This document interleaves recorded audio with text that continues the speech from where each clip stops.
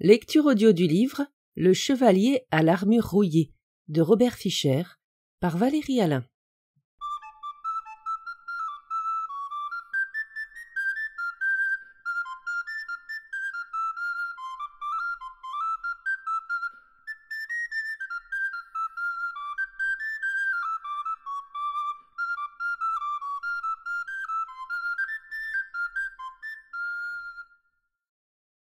Chapitre 1. Le dilemme du chevalier. Il y a fort longtemps, dans un très lointain pays, vivait un chevalier qui se trouvait bon, gentil et plein d'amour. Il faisait tout ce que faisaient les chevaliers bons, gentils et pleins d'amour. Il combattait les ennemis qui étaient mauvais, méchants et pleins de haine. Il tuait des dragons et sauvait les demoiselles en détresse. Quand ses affaires marchaient mal, il avait la fâcheuse habitude de sauver les demoiselles, même lorsqu'elles ne le voulaient pas. Du coup, bien que beaucoup lui en fussent reconnaissantes, il y en avait tout autant qui lui en voulaient. Il acceptait cette situation avec philosophie. On ne peut pas plaire à tout le monde. Le chevalier était célèbre pour son armure. Elle reflétait si bien la lumière que, quand il partait livrer bataille, les villageois juraient avoir vu le soleil se lever au nord et se coucher à l'est. Et il allait souvent livrer bataille. Dès qu'il entendait parler de croisade, il se mettait en colère, revêtait sa brillante armure, harnachait son cheval et partait dans n'importe quelle direction. Il était tellement en colère qu'il partait parfois dans plusieurs directions à la fois, ce qui n'était pas le moindre des tours de force. Depuis des années, il rêvait de devenir le premier chevalier de tout le royaume. Il y avait toujours une autre bataille à gagner, un autre dragon à tuer ou une autre demoiselle à sauver. Le chevalier avait une femme fidèle et tolérante, Juliette, qui écrivait de belles poésies, disait des choses intelligentes et manifestait un penchant pour le vin. Il avait aussi un fils aux cheveux d'or, Christophe, qui deviendrait en grandissant, espérait-il, un courageux chevalier. Juliette et Christophe le voyaient très peu. Lorsqu'il n'avait pas de bataille à livrer, pas de dragon à tuer, pas de demoiselle à sauver, il était occupé à essayer son armure, dont il admirait l'éclat. Avec le temps, il en devint tellement amoureux qu'il se mit à la porter pour manger et même pour aller au lit. Il ne se soucia plus du tout finalement de l'enlever. Peu à peu, sa famille oublia à quoi il ressemblait sans armure. De temps à autre, Christophe demandait à sa mère à quoi ressemblait son père. Dans ces cas-là, Juliette emmenait son fils devant la cheminée et lui montrait un portrait du chevalier pendu au-dessus. « C'est ton père », disait-elle avec un soupir. Un après-midi, en contemplant le portrait, Christophe dit à sa mère « J'aimerais voir mon père en personne. »« Tu ne peux pas tout avoir, » répondit Juliette d'un ton cassant. Elle ne supportait plus de devoir se contenter d'un tableau pour lui rappeler le visage de son époux, et elle était fatiguée de mal dormir à cause du cliquetis du fer. Lorsqu'il était chez lui sans être entièrement absorbé par son armure, le chevalier monologuait sur ses exploits. Juliette et Christophe parvenaient rarement à placer un mot. Lorsqu'il s'y risquait, il y mettait un terme en fermant sa visière ou en s'endormant brusquement. Un jour, Juliette attaqua de front son époux. « Je crois que vous aimez votre armure plus que moi. »« Ce n'est pas vrai, » répondit le chevalier. « Ne vous ai-je pas suffisamment aimé pour vous sauver de ce dragon et vous offrir ce beau château de pierre ?»« Ce que vous aimiez, » dit Juliette, jetant un regard à travers sa visière de façon à ce qu'il puisse voir ses yeux. « C'était l'idée de me sauver. Vous ne m'aimiez pas vraiment, et vous ne m'aimez plus maintenant. »« Je vous aime réellement, » insista le chevalier, en la prenant maladroitement dans ses bras de fer froids et durs, ce qui faillit lui briser les côtes. « Alors, enlevez cette armure pour que je puisse voir qui vous êtes en réalité, » exigea-t-elle. « Je ne peux pas l'enlever. Je dois être prête à harnacher mon cheval et à partir au galop dans n'importe quelle direction, » expliqua le chevalier. « Si vous n'enlevez pas cette armure, je prends Christophe, je monte sur mon cheval et je sors de votre vie. » Las, ce fut un terrible coup pour le chevalier. Il ne voulait pas que Juliette le quittât. Il aimait sa femme, son fils et son beau château. Mais il aimait aussi son armure parce qu'elle montrait à tous qu'il était un chevalier bon, gentil et plein d'amour. Pourquoi Juliette ne voyait-elle pas toutes ces qualités? Le chevalier était tourmenté. Il arriva cependant à prendre une décision. Il préférait abandonner son armure que de perdre Juliette et Christophe. Précautionneusement, il essaya d'enlever son aume, mais celui-ci ne bougea pas. Il tira plus fort.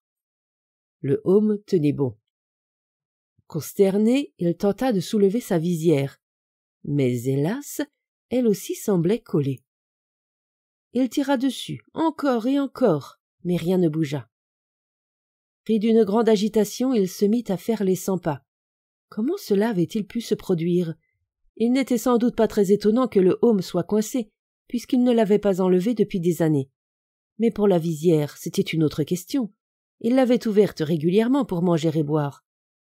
D'ailleurs, il l'avait ouverte pas plus tard que ce matin même, pour un petit déjeuner constitué d'œufs brouillés et d'un cochon de lait. Subitement, il eut une idée. Sans dire où il allait, il se précipita vers l'atelier du forgeron, situé dans la cour du château. Lorsqu'il arriva, le forgeron était en train de façonner un fer à cheval à la force de ses mains nues. « Forgeron, dit le chevalier, j'ai un problème. »« Vous êtes un problème, sire, » répliqua le forgeron sur un ton sarcastique, avec son tact habituel. Le chevalier, qui normalement appréciait la plaisanterie, le regarda d'un air menaçant. « Je ne suis pas d'humeur à faire de l'esprit, pour l'instant. Je suis coincé dans cette armure. » mugit-il en frappant le sol de son pied chaussé de fer, touchant par mégarde le gros orteil du forgeron. Ce dernier poussa un hurlement et, oubliant momentanément que le chevalier était son maître, le frappa violemment sur le aume. Le chevalier ne ressentit qu'un léger désagrément. Le aume ne bougea pas. « Essaye encore !» ordonna le chevalier, qui n'avait pas compris que le forgeron lui avait obéi sous l'effet de la colère. « Avec plaisir !» répondit le forgeron, se saisissant du premier marteau qui lui tombait sous la main pour le lancer furieusement sur le aume du chevalier. Le coup ne fit même pas une bosse. Le chevalier était effrayé. Le forgeron était de loin l'homme le plus fort de tout le royaume. Si lui n'arrivait pas à l'extraire de son armure, qui le pourrait? Comme le forgeron était quand même un brave type, sauf quand on lui écrasait le gros orteil, il perçut la panique du chevalier et sa colère tomba. Il devint compatissant. « Vous êtes dans de beaux draps, chevalier. Mais ne renoncez pas. Revenez demain, une fois que je me serai reposé. Vous m'avez pris à la fin d'une rude journée. » Ce soir-là, au dîner, l'atmosphère était tendue. Juliette, qui poussait de petits morceaux de nourriture à travers les trous de la visière, s'énervait de plus en plus. Au milieu du repas, le chevalier lui dit que le forgeron avait essayé d'ouvrir l'armure, mais n'y était pas parvenu. « Je ne vous crois pas, vieux tas de ferraille !» cria-t-elle en lui lançant une assiette à moitié pleine de fricassés de pigeons sur le aume. Le chevalier ne sentait rien. Ce ne fut que lorsque la sauce commença à couler derrière les trous des yeux de sa visière qu'il comprit. Il avait été frappé sur la tête. Il avait à peine senti le marteau du forgeron cet après-midi-là. En y réfléchissant bien, il se rendit compte que son armure l'empêchait de trop ressentir les choses. Il la portait depuis si longtemps qu'il avait oublié comment on les ressentait sans elle. Il était furieux de voir que Juliette ne le croyait pas quand il lui disait qu'elle tentait d'enlever son armure. C'était pourtant bien vrai qu'il avait essayé avec le forgeron. Tous deux s'y attelèrent pendant plusieurs jours sans plus de succès. Le temps passait, et le chevalier était de plus en plus découragé, et Juliette de plus en plus désagréable. Finalement, le chevalier dut admettre que les efforts du forgeron n'aboutissaient à rien. « L'homme le plus fort du royaume, allons donc, tu n'arrives même pas à ouvrir cette boîte de ferraille !» hurla-t-il frustré. Lorsqu'il rentra à la maison, Juliette lui cria hystérique « Votre fils n'a rien d'autre qu'un portrait de son père, et je suis fatiguée de parler à une armure. Je ne vous donnerai plus à manger à travers les trous de ce fichu machin. C'est la dernière fois que je réduis en bouillie une côtelette de mouton. » « Ce n'est pas de ma faute si je suis coincée dans cette armure. Je devais la porter pour être toujours prête à partir à la bataille. Autrement, comment aurais-je pu conquérir de beaux châteaux et de beaux chevaux pour vous et pour Christophe? »« Vous ne l'avez pas fait pour nous, » rétorqua Juliette. « Vous l'avez fait pour vous. » Le chevalier était très malheureux de voir que sa femme semblait ne plus l'aimer. Il craignait aussi que Christophe et Juliette, s'il n'enlevait pas très vite son armure, ne le quittent pour de bon. Il fallait absolument qu'il y parvienne. mais il ne voyait pas comment. Il rejeta une idée après l'autre, les jugeant inaptes à résoudre le problème. Certaines étaient carrément dangereuses. Il se rendait compte qu'un chevalier, prêt à faire fondre son armure sur une torche du château, à la faire geler en sautant dans un fossé plein de glace, ou bien à la souffler avec un canon, même si ce n'était qu'en imagination, avait grand besoin d'aide. Incapable de trouver celle-ci dans son propre royaume, il décida d'aller la chercher ailleurs. Quelque part, pensait-il, il devrait bien y avoir quelqu'un capable de l'aider à enlever son armure. Bien sûr, Juliette, Christophe et son beau château lui manqueraient. Il craignait aussi qu'en son absence, Juliette ne trouvât l'amour auprès d'un autre chevalier, un chevalier qui soit prêt à enlever son armure au moment d'aller au lit et à être un meilleur père pour Christophe. Pourtant, il lui fallait partir. Un matin, très tôt, il enfourcha son cheval et tourna les talons sans regarder derrière lui, de peur de changer d'avis. Avant de quitter sa province, le chevalier voulut s'arrêter pour saluer son roi, qui s'était montré très bon pour lui. Le roi vivait dans un magnifique château au sommet d'une colline, dans la province la plus chère de tout le pays. Le chevalier passa le pont-levis, et dans la cour aperçut le bouffon assis les jambes croisées, en train de jouer avec une flûte en roseau. On l'appelait sac à malice, parce qu'il portait sur son dos un merveilleux sac aux couleurs de l'arc-en-ciel, plein de toutes sortes de choses qui faisaient rire et sourire les gens. Il y avait d'étranges cartes qu'il utilisait pour dire la bonne aventure, des perles aux brillantes couleurs qu'il faisait apparaître puis disparaître, et d'amusantes petites marionnettes dont il se servait pour insulter, avec humour, son auditoire. « Bonjour, sac à malice, dit le chevalier. Je viens faire mes adieux au roi. Le bouffon leva les yeux. Le roi s'est levé pour partir. Il ne peut rien te dire.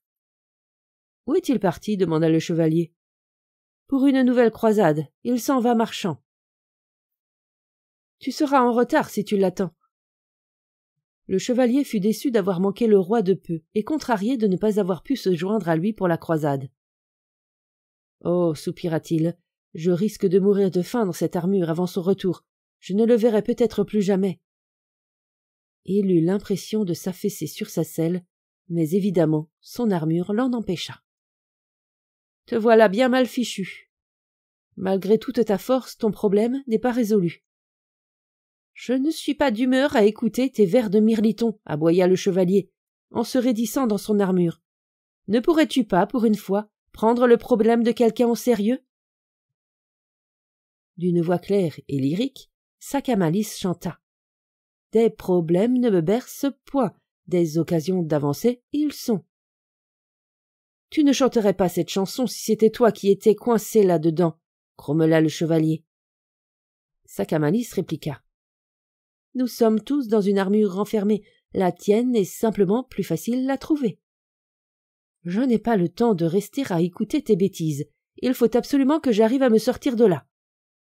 Là-dessus, le chevalier éperonna sa monture pour partir, mais sac à malice lui cria « Chevalier, il y a quelqu'un qui peut t'aider à montrer ce que tu es en réalité. » Le chevalier arrêta net son cheval et avec précipitation revient vers sac à malice. « Tu connais donc quelqu'un qui pourrait me sortir de cette armure? Qui est-ce? »« Merlin l'enchanteur, il te faut rencontrer. Alors tu sauras comment trouver ta liberté. »« Merlin? Le seul Merlin que j'ai entendu parler est le grand et sage maître du roi Arthur. »« Oui, c'est ce que l'on connaît de lui. Ils ne font qu'un. Le Merlin dont je parle est celui-ci. »« Mais ce n'est pas possible, » s'exclama le chevalier. « Merlin et Arthur ont vécu il y a très longtemps. »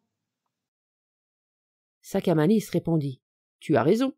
Pourtant il est toujours vivant. C'est dans ces bois que le sage t'attend. »« Mais ces bois sont tellement vastes, dit le chevalier. Comment l'y trouver? » Sac à malice sourit. « On ne pourra jamais savoir combien de temps il faudra, jours, semaines ou années.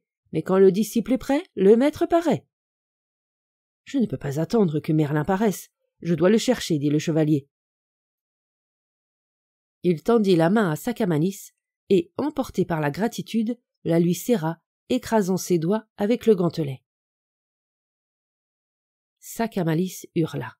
Le chevalier lâcha aussitôt sa main. « Excuse-moi. » Le bouffon frotta ses doigts meurtris. « Lorsque l'armure de toi sera tombée, tu sentiras aussi la douleur par les autres éprouvés. » « Je suis parti, dit le chevalier. Il fit faire volte-face à son cheval, et, un nouvel espoir au cœur, galopa à la recherche de Merlin. Chapitre 2. Dans les bois de Merlin. Ce n'était pas facile de trouver le rusé magicien.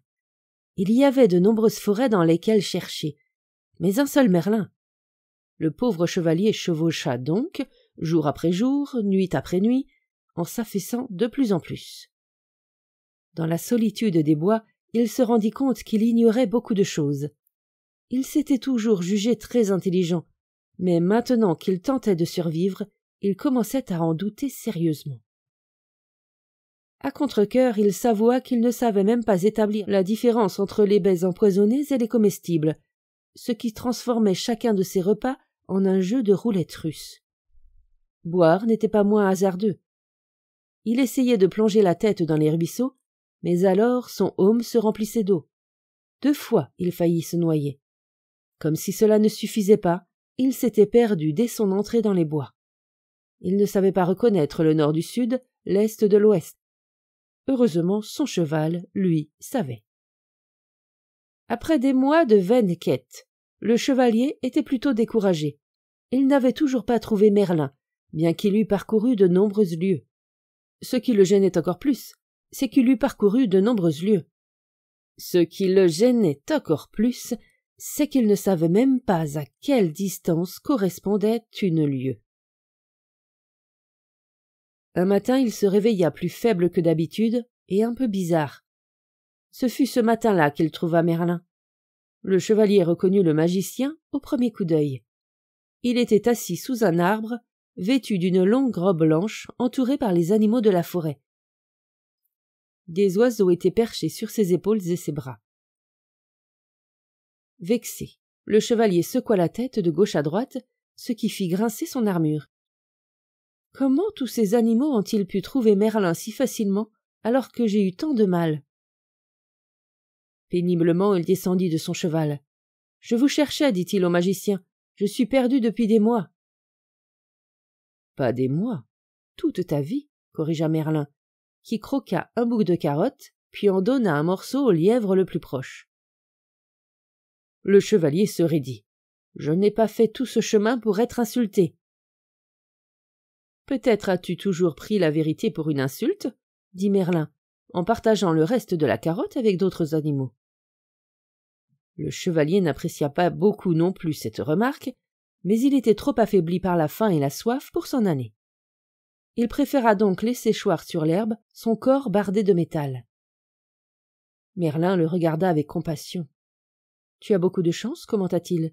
Tu es trop faible pour t'enfuir. »« Que voulez-vous dire par là ?» Merlin, en guise de réponse, sourit. « On ne peut pas courir et apprendre en même temps. Il faut rester au même endroit un certain temps. »« Je resterai ici le temps d'apprendre à sortir de cette armure, » dit le chevalier. « Lorsque tu auras appris cela, affirma Merlin, tu n'auras plus jamais besoin de monter sur ton cheval pour galoper dans toutes les directions. » Le chevalier était trop fatigué pour lui poser des questions sur ce qu'il venait d'entendre. D'une certaine façon, il se sentit réconforté et s'endormit rapidement. Lorsqu'il se réveilla, il vit Merlin et les animaux qui l'entouraient. Il tenta de s'asseoir, mais il était encore trop faible. Merlin lui tendit une coupe d'argent contenant un liquide d'une étrange couleur. « Bois !» ordonna-t-il. « Qu'est-ce que c'est ?» demanda le chevalier en regardant le breuvage d'un œil méfiant. « Tu as terriblement peur, » dit Merlin. « Évidemment, c'est la principale raison qui t'a poussé à mettre ton armure au-dessus de tout. » Le chevalier ne fit rien pour démentir, car il avait trop soif. « Très bien, je vais boire.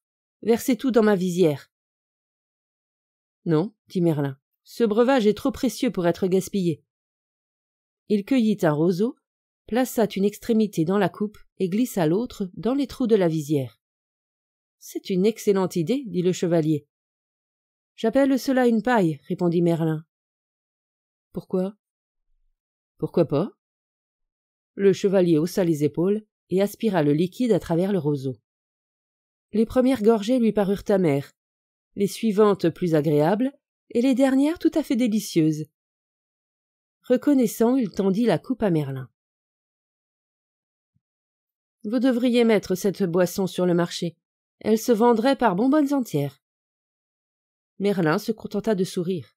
« Qu'est-ce que c'est » dit le chevalier. « La vie, » répondit Merlin. « La vie ?»« Oui, » dit le sage magicien. « Ne l'as-tu pas trouvée amère au début? Puis au fur et à mesure que tu buvais, de plus en plus agréable ?» Le chevalier acquiesça de la tête. « Si, et les dernières gorgées étaient même tout à fait délicieuses. C'est quand tu as accepté ce que tu étais en train de boire. » Voulez-vous dire par là que la vie est agréable quand on l'accepte? N'est-ce pas vrai? Répliqua Merlin en levant un sourcil amusé. Croyez-vous que je vais accepter cette lourde armure? Ah, dit Merlin, tu n'es pas né avec elle, tu te l'es mise. Ne te serais-tu jamais demandé pourquoi? Pourquoi pas? Répliqua le chevalier avec irritation.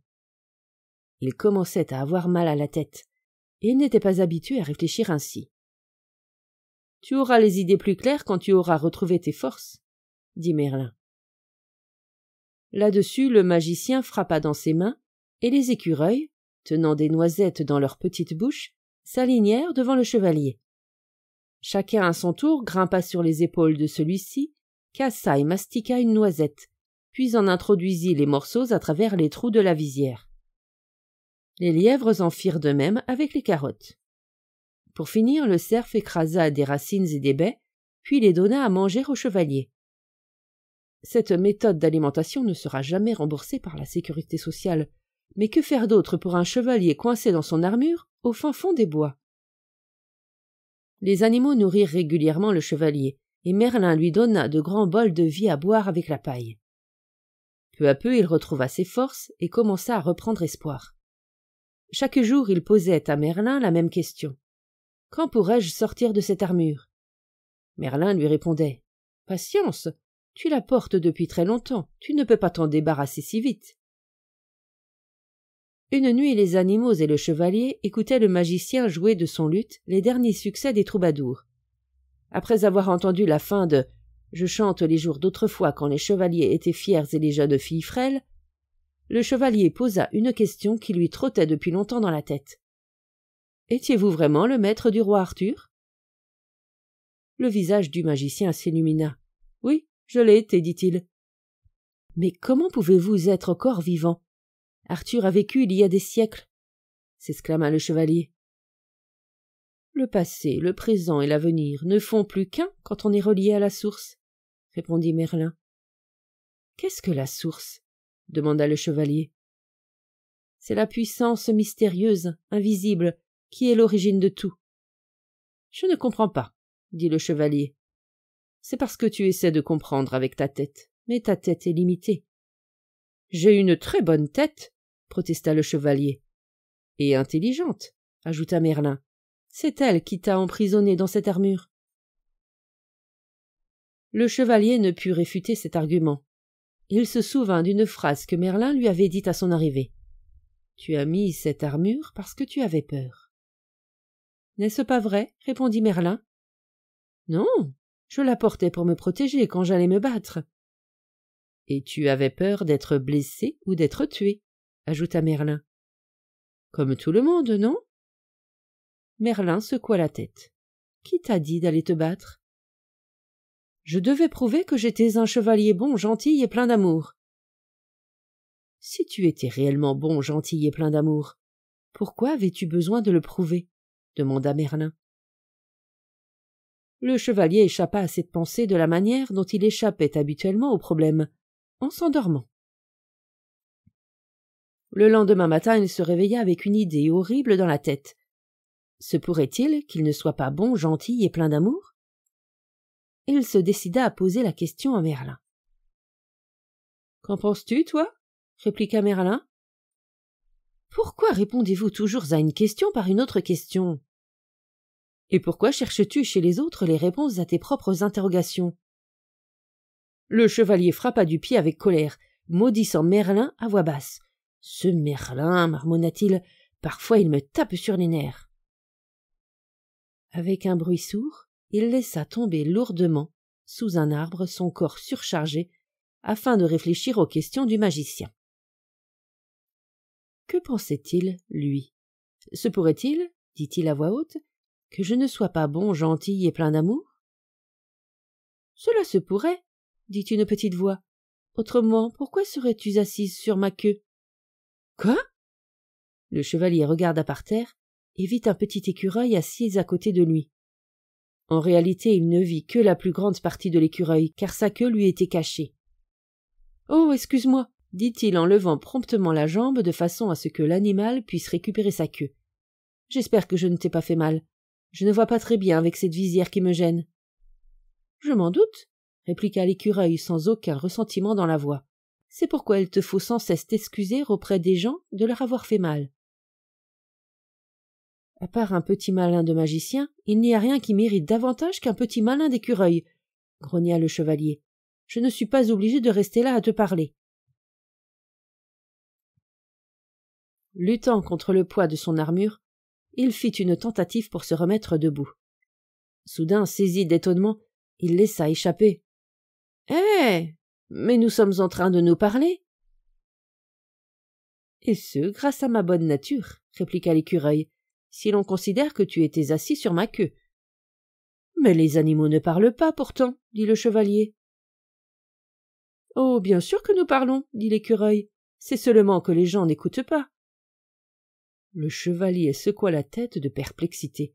« Tu m'avais déjà parlé? »« Certainement, chaque fois que j'ai cassé une noisette pour la pousser dans ta visière. »« Comment se fait-il que je t'entende maintenant, alors que je ne t'entendais pas à ce moment-là? »« J'admire ton esprit curieux, » commenta l'écureuil. « Mais ne peux-tu jamais accepter une chose telle qu'elle est, simplement parce qu'elle l'est? » « Tu réponds à mes questions par des questions, » dit le chevalier. « Tu es resté trop longtemps avec Merlin. »« Et toi, pas assez. » L'écureuil donna un coup de queue au chevalier, puis grimpa sur un arbre. Le chevalier l'appela. « Attends, comment t'appelles-tu? »« Écureuil, » répondit-il très simplement, avant de disparaître dans les plus hautes branches. Stupéfait, le chevalier secoua la tête. Avait-il imaginé toute cette scène? À ce moment-là, il vit Merlin approcher. « Merlin, dit-il, il faut que je m'en aille d'ici. Je me suis mis à parler avec les écureuils. »« Splendide, » répondit le magicien. Le chevalier parut troublé. « Que voulez-vous dire par là? »« Rien d'autre. Tu deviens suffisamment sensible pour percevoir les vibrations des autres. » Le chevalier étant visiblement perplexe, Merlin continua son explication. « Tu n'as pas parlé à l'écureuil en mots, mais tu as senti ses vibrations et traduit ces vibrations en mots. J'attends le jour où tu parleras aux fleurs. »« Ce sera le jour où vous les planterez sur ma tombe. Il faut que je quitte ces bois. »« Où irais-tu? »« Je retournerai chez Juliette et Christophe. Il y a trop longtemps qu'ils sont seuls. Il faut que je rentre m'occuper d'eux. »« Comment pourrais-tu t'occuper d'eux alors que tu ne peux même pas t'occuper de toi? »« Mais il me manque, » pleurnicha le chevalier. « Je veux rentrer chez nous, même en piteux état. » « Et c'est exactement ce que tu feras si tu y vas coincé dans ton armure, » l'avertit Merlin. Le chevalier regarda tristement Merlin. « Je ne veux pas attendre d'enlever mon armure, je veux rentrer tout de suite et être un mari gentil et plein d'amour pour Juliette, et un père formidable pour Christophe. » Merlin hocha la tête de compréhension. Il dit au chevalier que c'était très généreux de sa part de vouloir donner le meilleur de lui-même. Mais un cadeau, pour être un cadeau, doit être accepté, autrement il devient un fardeau. « Vous voulez dire qu'ils ne veulent peut-être pas que je revienne ?» demanda le chevalier surpris. « Ils me donneront sûrement une autre chance. Après tout, je suis l'un des meilleurs chevaliers du royaume. » Peut-être cette armure est-elle plus épaisse qu'elle n'en a l'air, dit doucement Merlin. Le chevalier réfléchit. Il se souvint des interminables lamentations de Juliette sur le temps qu'il passait à se battre, sur l'attention qu'il témoignait à son armure, sur sa visière fermée et sur son habitude de s'endormir brutalement pour couper court à toute discussion. Juliette ne voulait peut-être pas qu'il revienne, mais Christophe le voudrait certainement. « Pourquoi ne pas envoyer un mot à ton fils pour lui poser la question ?» suggéra Merlin. Le chevalier reconnut que c'était une bonne idée, mais comment faire passer la lettre?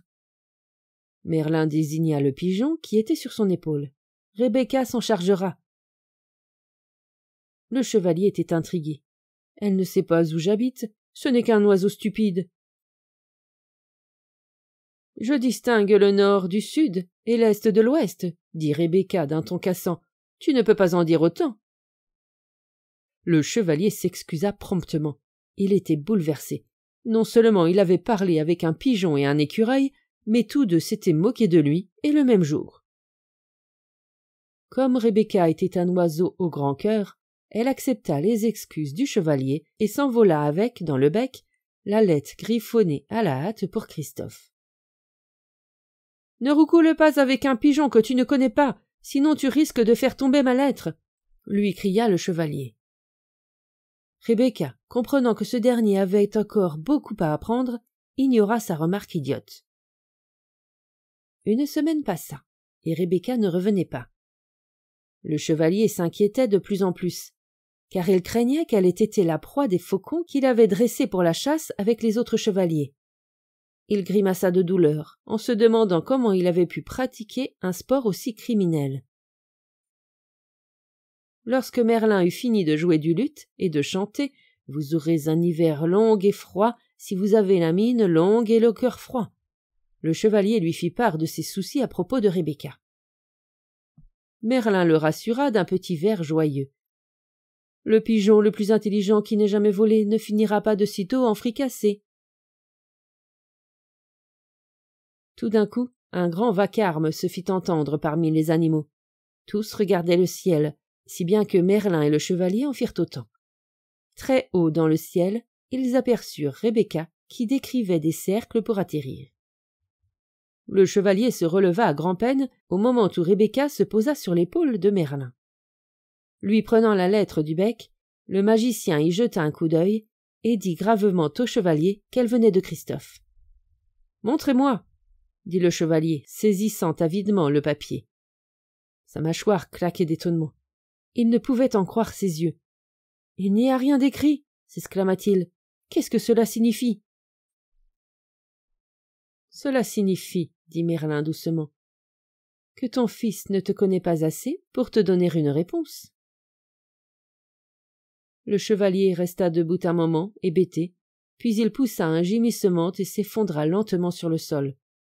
Il s'efforça de retenir ses larmes, car les chevaliers en brillante armure, tout simplement, ne pleurent pas. Mais très vite, il fut submergé par le chagrin. Puis, épuisé et à moitié noyé par les larmes qui avaient inondé son aume, il tomba dans le sommeil.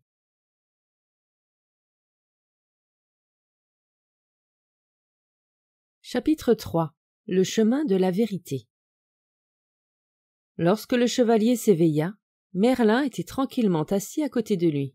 « Je suis désolé de ne pas m'être conduit en chevalier, dit-il. Ma barbe est toute mouillée, ajouta-t-il d'un air dégoûté. Ne t'excuse pas, dit Merlin. Tu as simplement fait le premier pas pour t'extraire de ton armure. Que voulez-vous dire? Tu verras, répondit le magicien. Il se leva. Il est temps pour toi de partir. Cette nouvelle troubla le chevalier. Il avait fini par apprécier sa vie dans les bois, avec Merlin et les animaux. De toute façon, il n'avait apparemment aucun endroit où aller. Juliette et Christophe ne semblaient pas souhaiter son retour. Évidemment, il pouvait retourner à ses affaires de chevalerie et partir pour quelque croisade. Il avait une bonne réputation au combat, et plusieurs rois seraient heureux de l'avoir. Mais se battre n'avait plus de sens pour lui. Merlin rappela au chevalier son nouveau but, se débarrasser de son armure.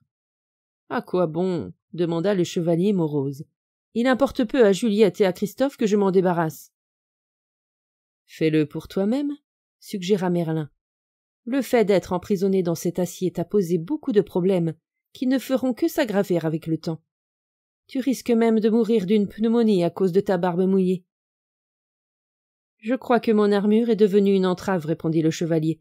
Je suis fatigué de la traîner partout et écœuré de la nourriture en bouillie. Rendez-vous compte? Je ne peux même pas me gratter le dos quand ça me démange. Et depuis combien de temps n'as-tu pas senti la chaleur d'un baiser, humé le parfum d'une fleur, entendu une belle mélodie, sans avoir ton armure au travers de ton chemin? Je ne sais plus trop, marmonna tristement le chevalier. Vous avez raison, Merlin. C'est pour moi-même qu'il faut que j'enlève cette armure. Tu ne peux pas continuer à vivre et à penser comme tu l'as fait dans le passé, dit Merlin, car c'est pour cette raison que tu t'es enfermé dans ta prison d'acier. Mais comment changer? Demanda le chevalier mal à l'aise. Ce n'est pas aussi difficile qu'il y paraît, expliqua Merlin en l'amenant en direction d'un sentier.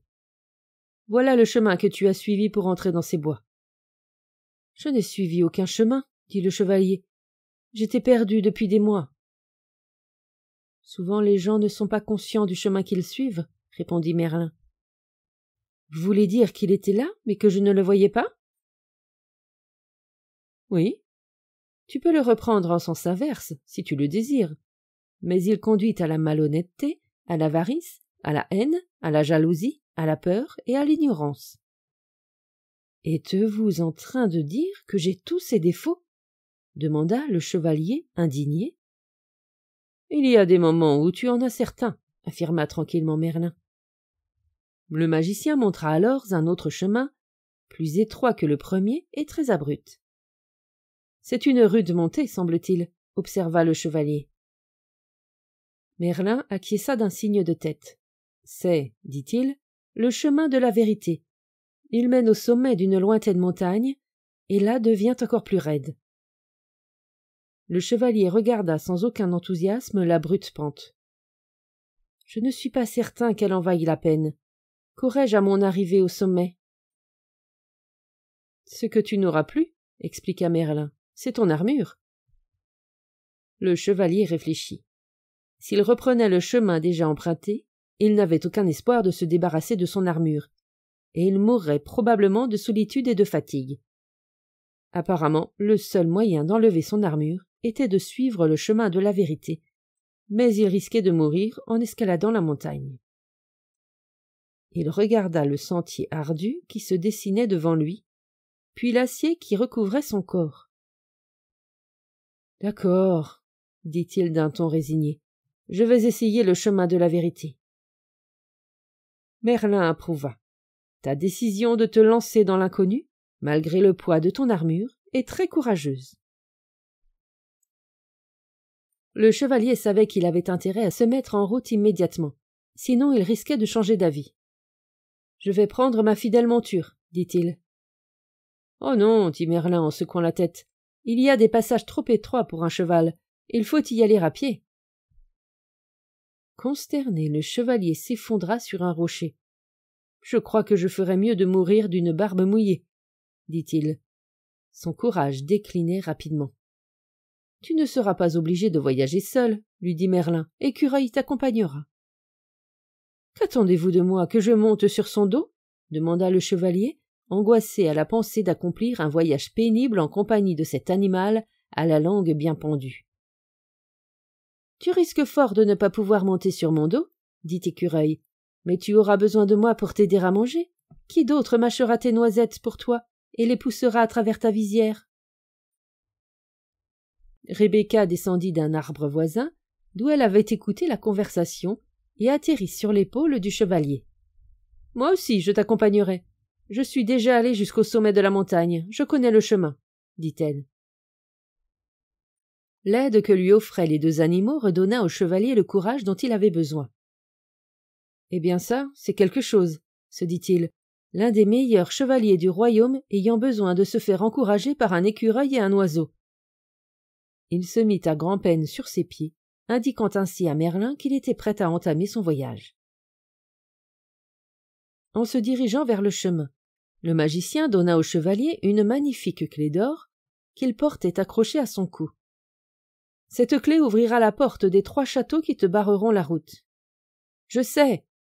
hurla le chevalier en colère. « Il y aura une princesse dans chaque château et je tuerai le dragon qui la garde et la sauverai. » Assez, l'interrompit Merlin. Il n'y aura pas de princesse. S'il y en avait une, tu ne serais pas en état de sauver qui que ce soit.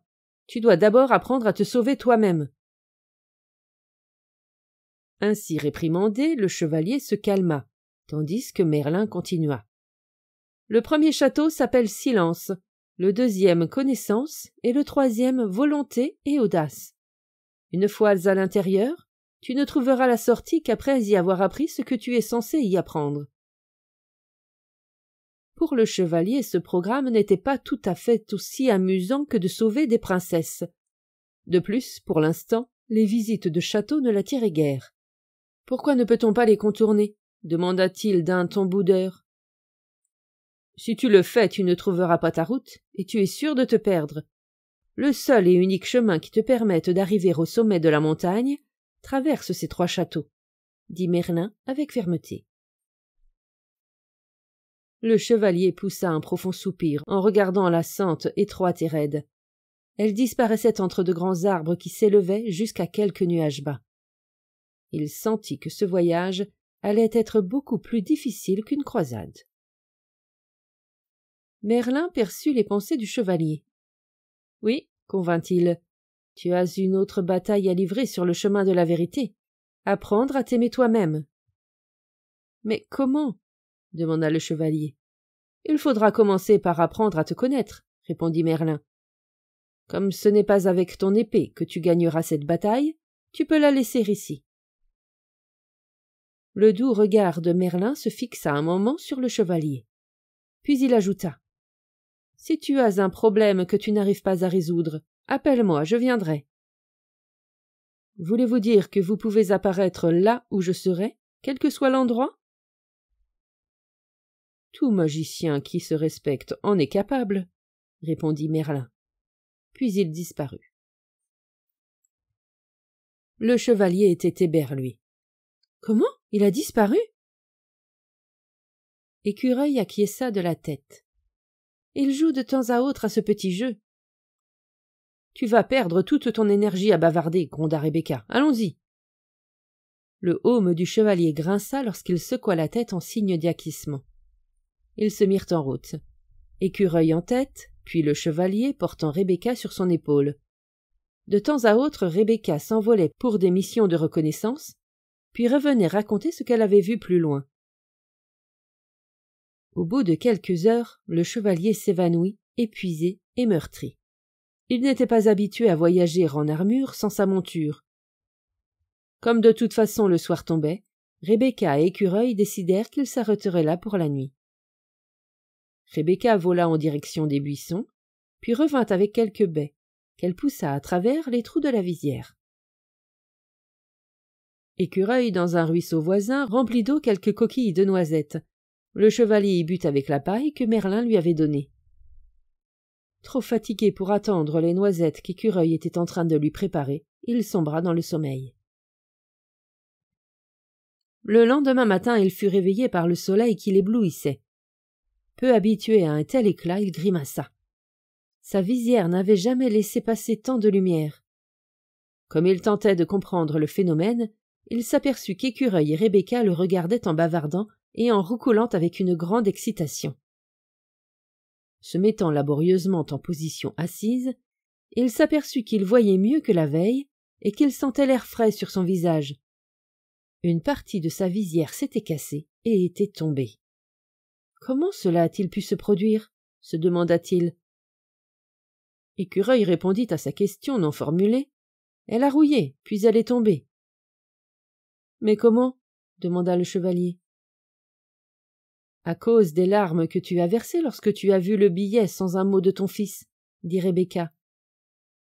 Le chevalier réfléchit. Son chagrin avait été si profond que son armure n'avait pu l'en protéger. Tout au contraire, ses larmes avaient comme commencé à briser l'acier qui l'entourait. « C'est ça. Les larmes des véritables sentiments me libéreront de mon armure. » Il se mit debout plus vite qu'il ne l'avait fait depuis des années. « Écureuil, Rebecca » cria-t-il. « Bon sang, attaquons-nous au chemin de la vérité à l'instant !» Rebecca et Écureuil étaient tellement contents de ce qui arrivait au chevalier qu'aucun ne releva qu'il venait de trouver une rime. Tous trois continuèrent leur escalade. Ce fut une journée particulièrement merveilleuse pour le chevalier. Il distingua dans l'air de fines particules de lumière solaire qui filtraient à travers les branches des arbres. Il regarda de près la tête de quelques rouge-gorges et vit qu'ils n'étaient pas tous semblables. Il le fit remarquer à Rebecca, qui sautilla en roucoulant joyeusement.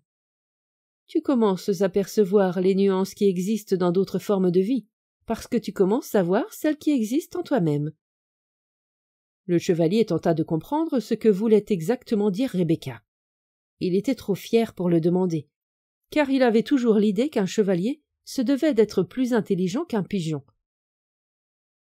Précisément à ce moment, Écureuil, qui était parti en reconnaissance, revint en bondissant allègrement.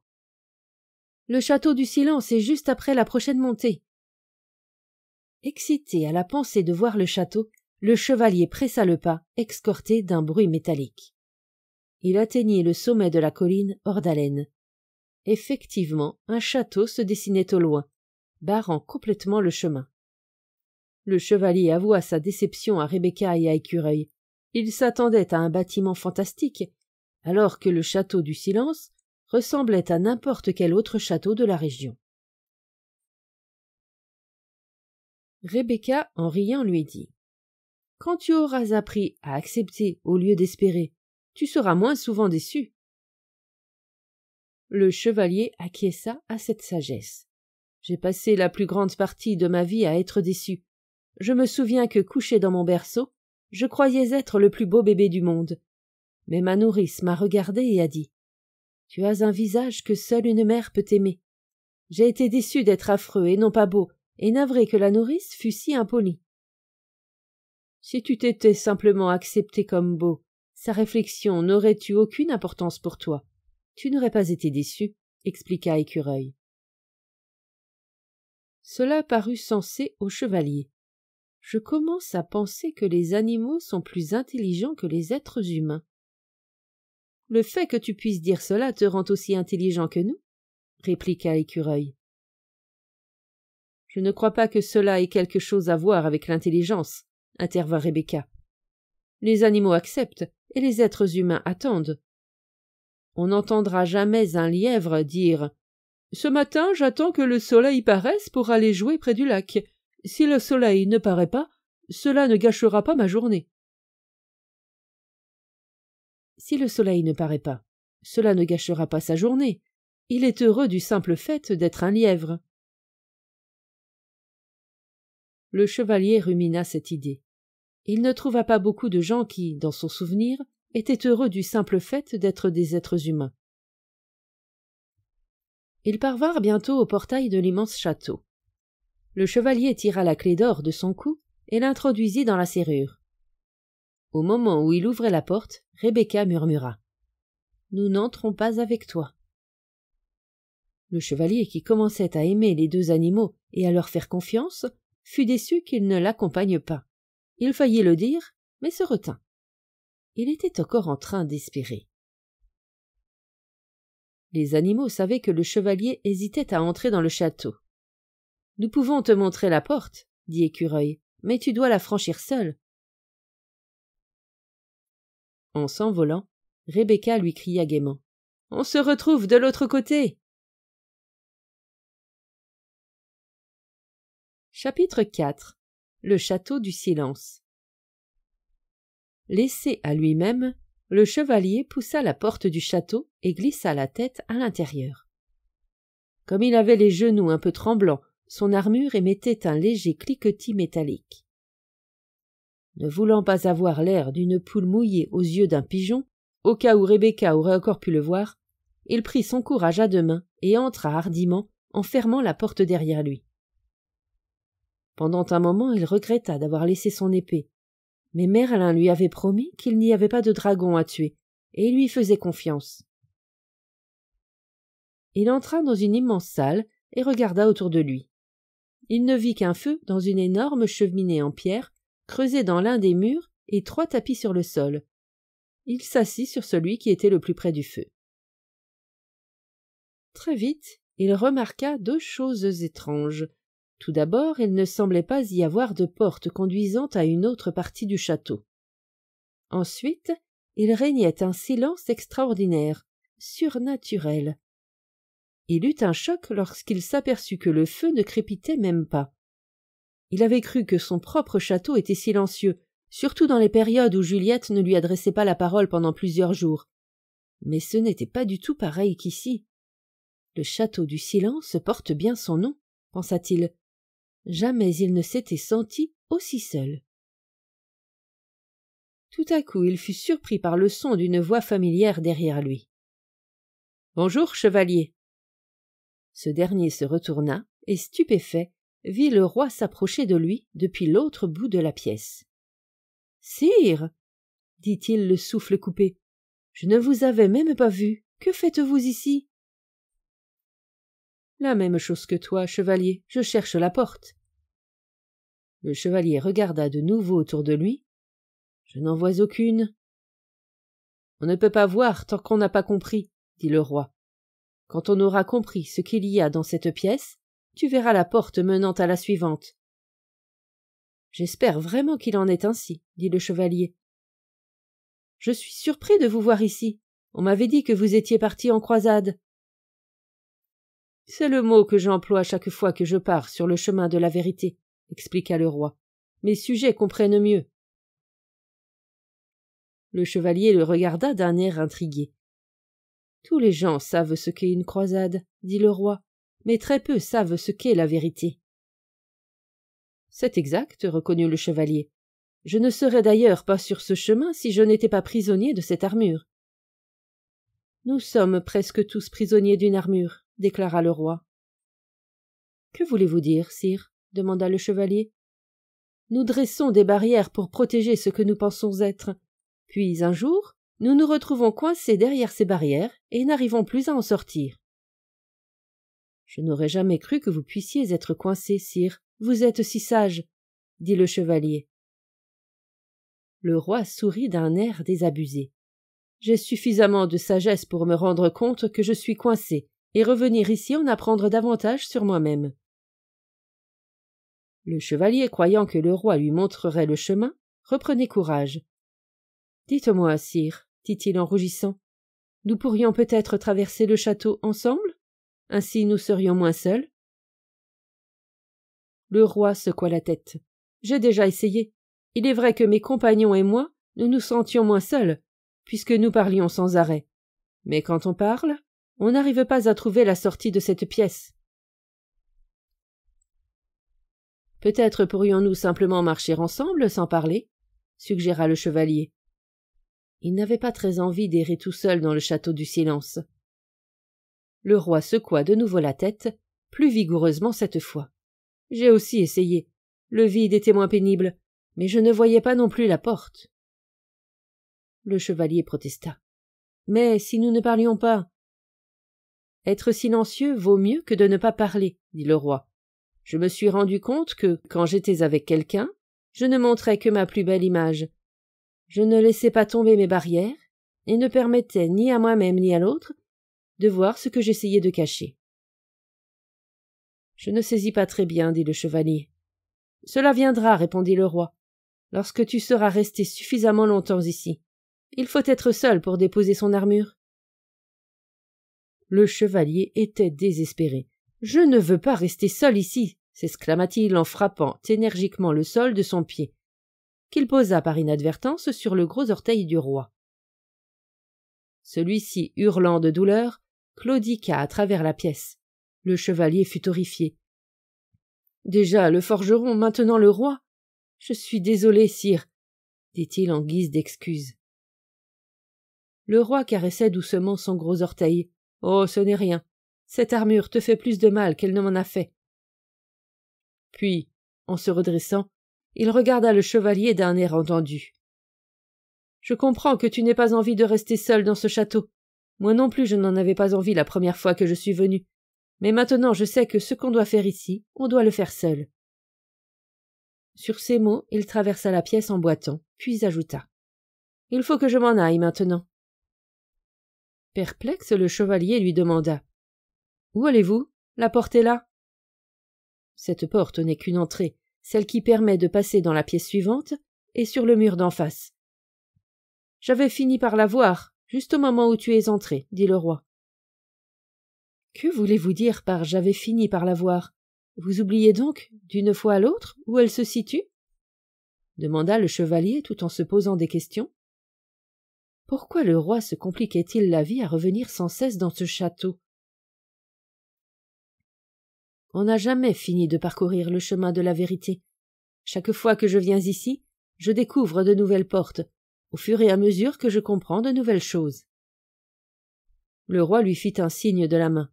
« Sois bon avec toi-même, ami. »« Attendez, s'il vous plaît » appela le chevalier. Le roi tourna la tête pour le regarder avec compassion. « Oui ?» Le chevalier savait qu'il ne pourrait infléchir la décision du roi. « Y a-t-il un conseil que vous puissiez me donner avant de partir ?» Le roi réfléchit un instant, puis répondit « C'est là un nouveau genre de croisade pour toi, cher chevalier. Une croisade qui demande davantage de courage que toutes les autres batailles que tu as livrées jusque-là. Si tu trouves la force de rester pour accomplir ce que tu dois faire ici, ce sera ta plus grande victoire. » Là-dessus, le roi se retourna, tendit la main comme pour ouvrir une porte, puis s'effaça dans le mur, laissant le chevalier qui n'en croyait pas ses yeux. Le chevalier se précipita à sa suite, espérant que de près il distinguerait lui aussi la porte. Comme il ne trouva qu'un mur apparemment bien solide, il entreprit le tour de la pièce. Tout ce qu'il entendait était le bruit de son armure résonnant à travers le château. Au bout d'un moment, il se sentit plus déprimé qu'il ne l'avait jamais été dans sa vie.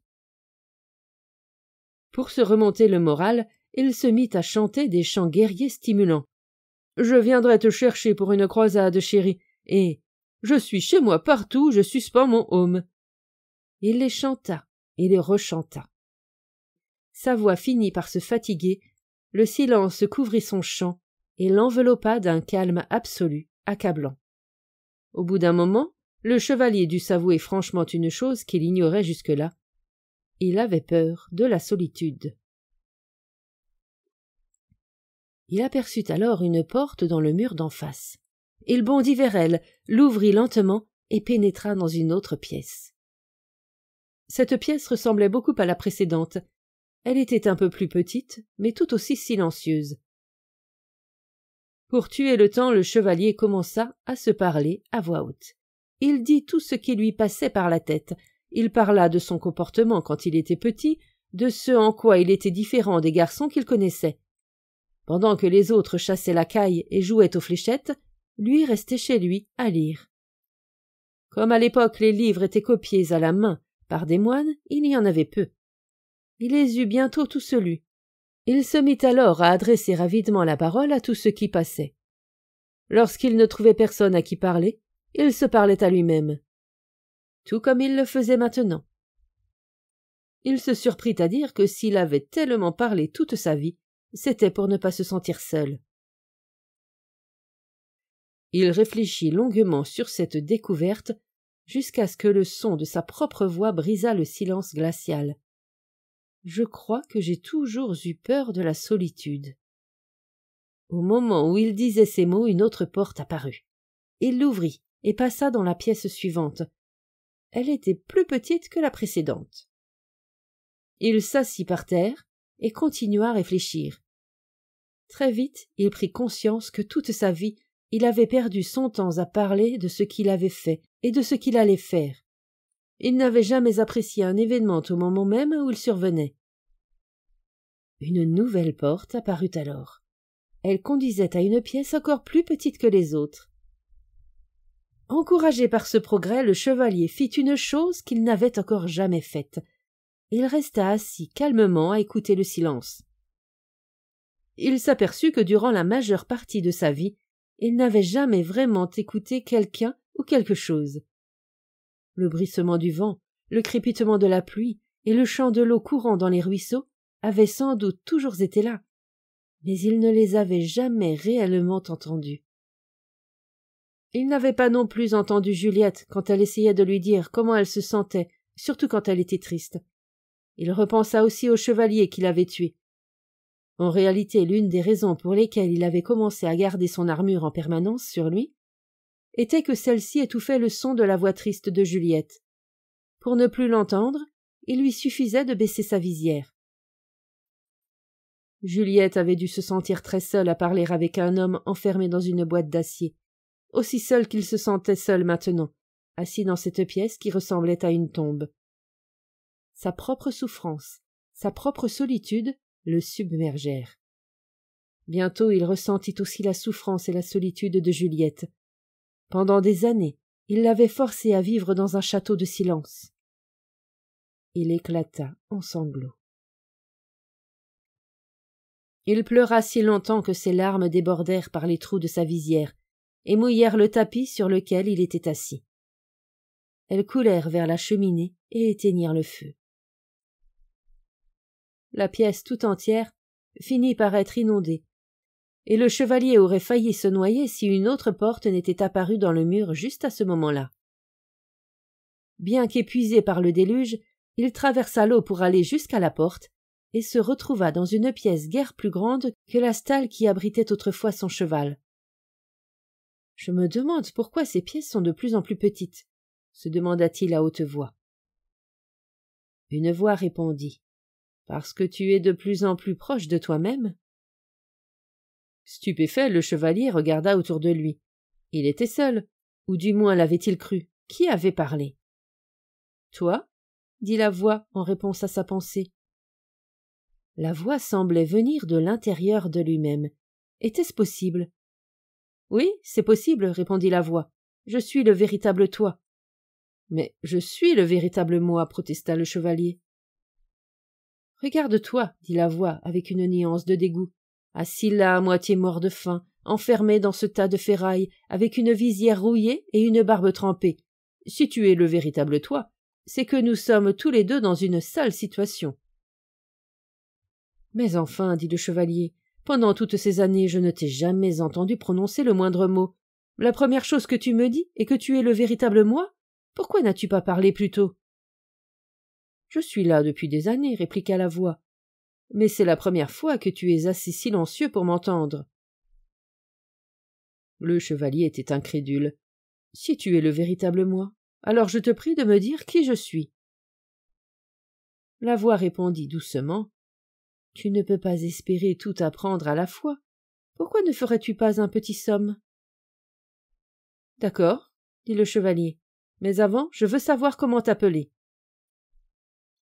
M'appeler » demanda la voix, surprise. « Mais je suis toi. »« Je ne peux pas t'appeler moi, ça me dérange. »« D'accord. Appelle-moi Sam. »« Pourquoi Sam » demanda le chevalier.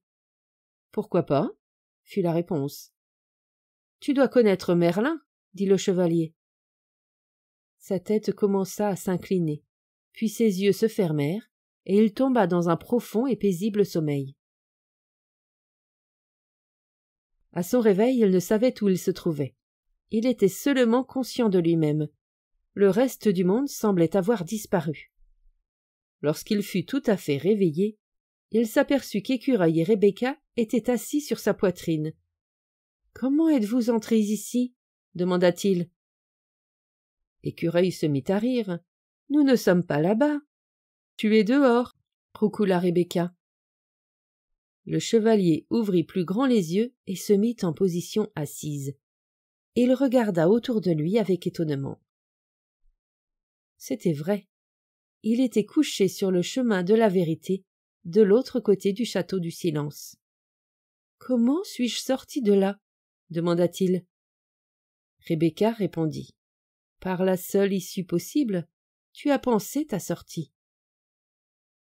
La dernière chose dont je me souvienne, dit le chevalier, est que j'étais en train de parler à... » Il s'arrêta. Il voulait parler de Sam à Écureuil et à Rebecca, mais ce n'était pas facile à expliquer. De plus, il avait peut-être imaginé toute l'histoire. Il avait besoin de réfléchir. Levant le bras pour se gratter la tête, il mit un bon moment avant de s'apercevoir qu'il était en train de se gratter réellement la tête. Il porta ses deux mains gantées de fer à sa tête. Son aume était tombé. Il toucha son visage et sa longue barbe détrempée. « Écureuil, Rebecca !» cria-t-il. « Nous savons, » dirent-ils en chœur joyeusement. « Tu as sans doute encore pleuré dans le château du silence. »« C'est exact, » répondit le chevalier. « Mais comment un homme entier peut-il rouiller en une nuit ?» Les animaux éclatèrent de rire. Rebecca battait des ailes sur le sol. Le chevalier crut qu'elle avait perdu la tête. Il leur demanda ce qu'ils trouvaient si drôle. Écureuil fut le premier à reprendre son souffle. « Tu n'es pas resté dans le château une seule nuit. Alors, combien de temps ?»« Que dirais-tu si je t'annonçais ? Tu y es resté si longtemps que j'aurais pu ramasser facilement plus de 5000 noisettes. »« Je dirais que vous êtes fou. »« Tu es resté dans le château très très longtemps, » affirma Rebecca. Le chevalier resta bouche bée d'incrédulité. Il regarda le ciel et d'une voix tonnante dit « Merlin, j'ai à vous parler !» Comme il l'avait promis, le magicien apparut. Il était nu, hormis sa longue barbe, et tout dégoulinant. Apparemment, le chevalier l'avait surpris dans son bain. « Désolé d'être importun, » dit le chevalier, « mais c'est une urgence. »« Pas de problème, » dit Merlin, l'interrompant. « Les magiciens sont souvent dérangés. » Il secoua l'eau de sa barbe. « Pour répondre à ta question, c'est exact. Tu es resté très longtemps dans le château du silence. » Merlin ne manquait jamais de surprendre le chevalier. « Comment savez-vous que je comptais vous poser cette question ?»« Je me connais, donc je te connais. Nous faisons partie l'un de l'autre. » Le chevalier réfléchit un instant. « Je commence à comprendre. C'est parce que je suis une partie de Juliette que je ressentais sa souffrance ?»« Oui, » répondit Merlin. « C'est pourquoi tu pouvais pleurer pour elle aussi bien que pour toi. C'était la première fois que tu versais des larmes pour quelqu'un d'autre. » Le chevalier dit à Merlin qu'il en était fier. Le magicien sourit avec indulgence. « La fierté d'un être humain n'a aucun sens. C'est comme si Rebecca était fière de voler. Rebecca est née avec des ailes, tu es né avec un cœur, et désormais tu l'utilises, comme tu étais destiné à le faire. » « Vous savez vous y prendre pour abattre le moral, Merlin, » dit le chevalier. « Je n'avais pas l'intention d'être dur avec toi. Tu t'en sors très bien, sinon tu n'aurais jamais rencontré Sam. » Le chevalier se sentit soulagé. « Alors, je l'ai vraiment entendu ? Ce n'était pas que mon imagination ?» Merlin eut un petit rire étouffé. « Non, Sam est réel. C'est un moi plus réel que celui que tu as appelé « je » durant toutes ces années. Tu n'es pas en train de devenir fou. Tu commences simplement à entendre ton véritable moi. C'est la raison pour laquelle le temps est passé si vite sans que tu t'en aperçoives. »« Je ne comprends pas, » dit le chevalier. « Tu comprendras au moment où tu traverseras le château de la connaissance. » Là-dessus, Merlin disparut avant que le chevalier ait pu poser d'autres questions.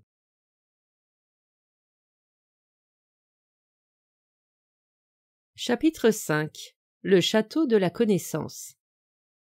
Le chevalier, Écureuil et Rebecca reprirent leur marche sur le chemin de la vérité en direction du château de la connaissance.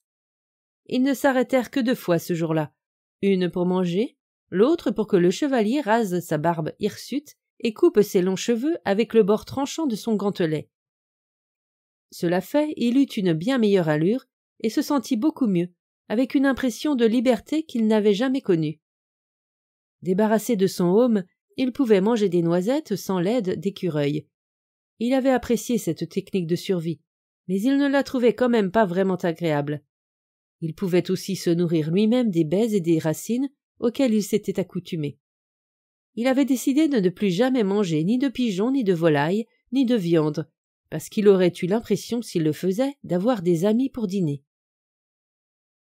Juste avant la tombée de la nuit, le trio, qui arrivait péniblement au sommet d'une colline, aperçut dans le lointain le château de la connaissance. Celui-ci était plus imposant que le château du silence. Ses portes étaient en or massif. C'était le plus grand château que le chevalier eût jamais vu. Encore plus grand que celui que le roi s'était fait construire. En contemplant l'impressionnant édifice, le chevalier se demanda qui pouvait bien en être l'architecte. À l'instant même, Ses pensées furent interrompues par la voix de Sam. L'architecte du château de la connaissance est l'univers lui-même, la source de toute connaissance. Le chevalier fut surpris, mais heureux d'entendre de nouveau Sam. « Je suis content que tu sois revenu, lui dit-il. « En réalité, je ne suis jamais parti, répliqua Sam. « Souviens-toi que je suis toi. »« S'il te plaît, ne recommençons pas cette histoire. Comment me trouves-tu, maintenant que je me suis rasé, coupé les cheveux ?»« Pour une fois que tu ne coupes pas les cheveux en 4, répondit Sam. Le chevalier rit de la plaisanterie de Sam. Il aimait son sens de l'humour. Si le château de la connaissance était de la même veine que le château du silence, il apprécierait certainement sa compagnie. Le chevalier, Écureuil et Rebecca traversèrent le pont-levis, franchissant le fossé, et s'arrêtèrent devant la porte d'or. Le chevalier prit la clé accrochée à son cou et l'introduisit dans la serrure. En ouvrant la porte, il demanda à Rebecca et à Écureuil s'ils allaient le laisser seul comme la fois précédente. « Non, répondit Rebecca. Le silence est pour un seul, la connaissance pour tous. » Le chevalier se demanda pourquoi le mot « pigeon » était utilisé pour désigner une personne crédule. Tous trois passèrent la porte et se retrouvèrent dans une obscurité si dense que le chevalier ne distinguait même pas sa propre main. Il chercha à tâtons les torches habituellement placées près de la porte pour éclairer le chemin. Mais il n'y en avait aucune. Un château avec une porte en or et pas de torches? Même les châteaux les plus pauvres de la région ont des torches, grommela-t-il quand Écureuil l'appela. Après s'être dirigé à tâtons jusqu'à lui, il vit qu'il indiquait une inscription inscrite sur le mur en lettres brillantes. Il lut. La connaissance est la lumière qui permet de trouver son chemin.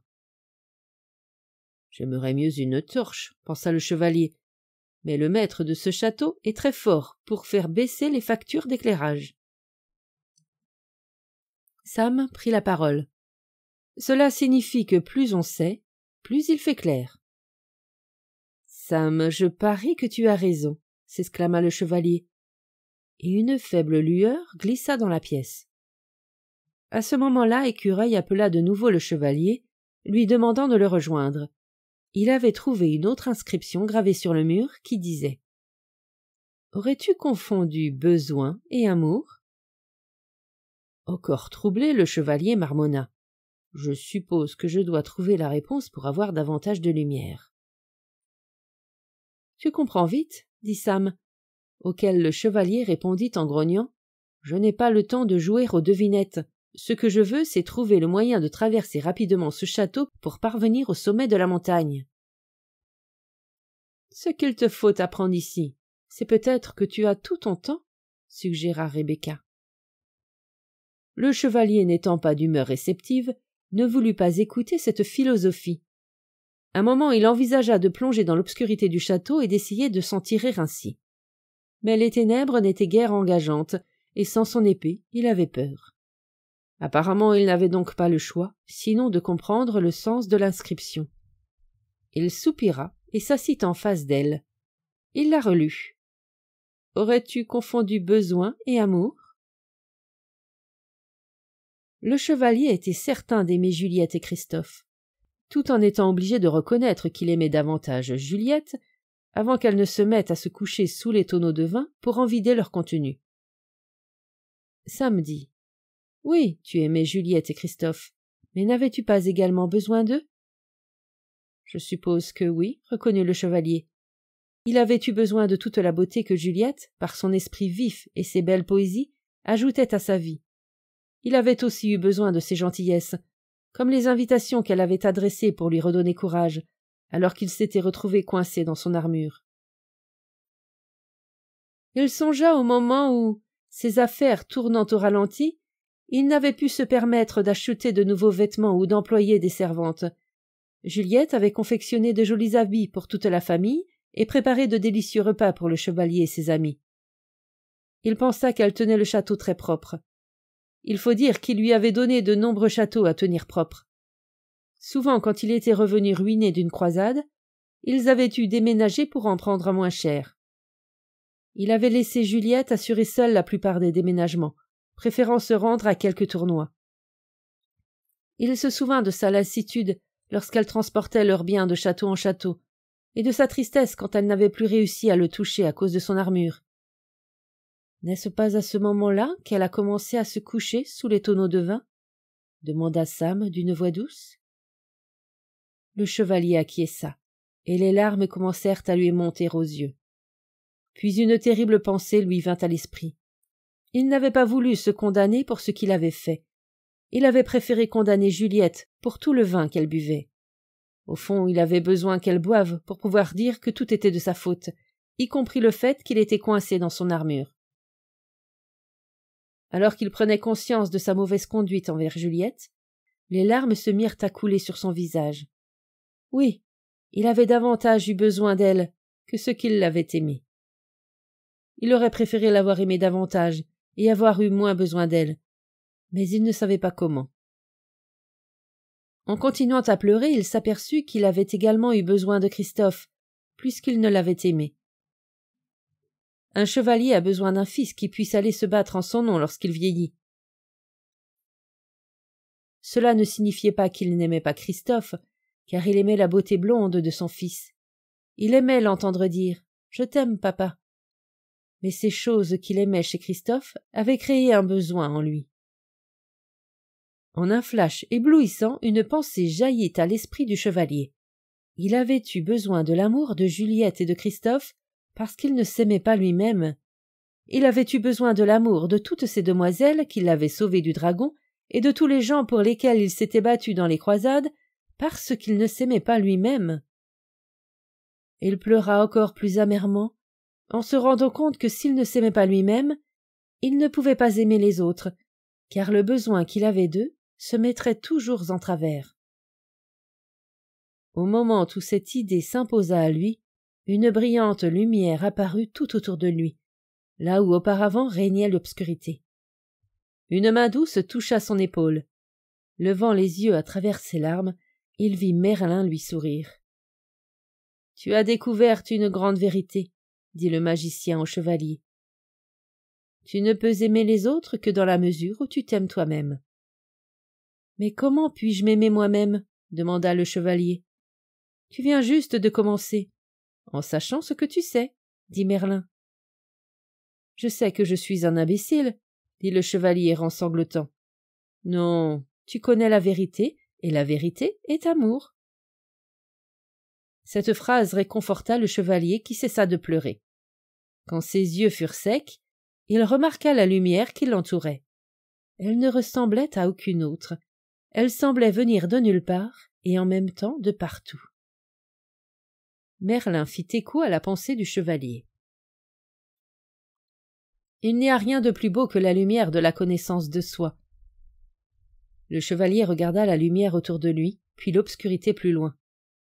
Pour vous, il n'y a pas d'obscurité dans ce château, n'est-ce pas?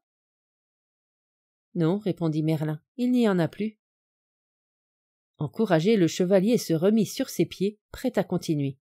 Il remercia Merlin de s'être montré sans qu'il l'ait appelé. C'est très bien, dit le magicien. On ne sait pas toujours à quel moment il faut demander de l'aide. En disant ces mots, il disparut. Comme le chevalier allait se remettre en route, Rebecca vola hors de l'obscurité qui était devant lui. « Oh, dit-elle, tout excitée, j'ai quelque chose à te montrer. » Le chevalier n'avait jamais vu Rebecca aussi agitée. Elle, qui était généralement très calme, sautillait sur son épaule et se contenait à grand-peine. Elle conduisit le chevalier écureuil devant un grand miroir. « C'est là, c'est là !» Elle pépiait à tue-tête, et ses yeux brillaient d'enthousiasme. Le chevalier fut déçu. « Ce n'est qu'un vieux miroir minable, » dit-il avec impatience. « Allons, continuons. »« Ce n'est pas un miroir ordinaire, » insista Rebecca. « Il ne montre pas ce que l'on a l'air, il montre ce que l'on est réellement. » Le chevalier fut intrigué, mais pas très enthousiaste. Il ne s'était jamais soucié des miroirs, parce qu'il ne s'était jamais trouvé beau.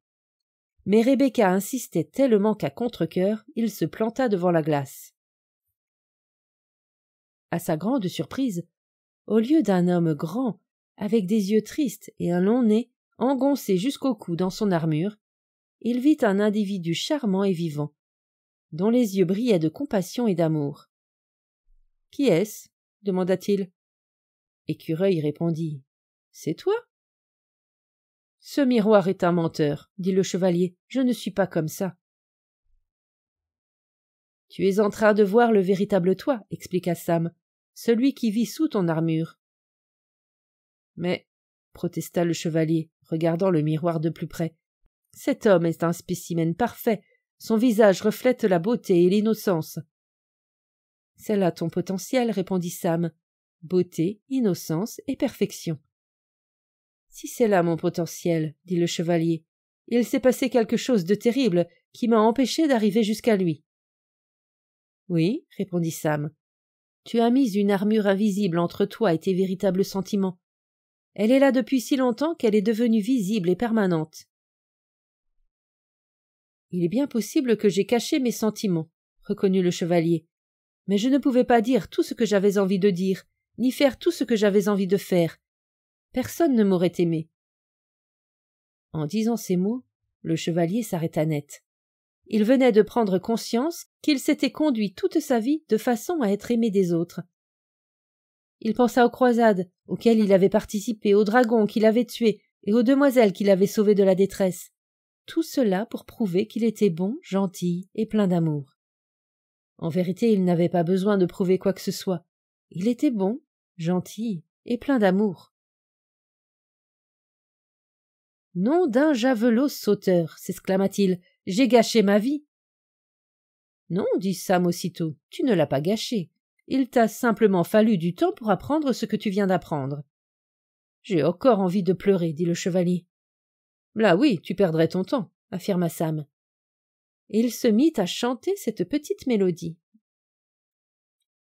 Les larmes de l'apitoiement sur soi-même finissent en dégoût. Pour sûr, ce ne sont pas celles-là qui feront rouiller une armure. Le chevalier n'était pas d'humeur à apprécier la chanson ou l'humour de Sam. « Arrête avec ces vers assommants ou je te mets dehors » hurla-t-il. « Tu ne peux pas me mettre dehors » gloussa Sam, « je suis toi. Aurais-tu oublié ?» À cet instant, le chevalier se serait volontiers tiré un coup de fusil pour se débarrasser de Sam. Mais heureusement, les fusils n'avaient pas encore été inventés. Il ne voyait aucun moyen de lui échapper. Il regarda de nouveau dans le miroir, qui lui renvoyait gentillesse, amour, compassion, intelligence et altruisme.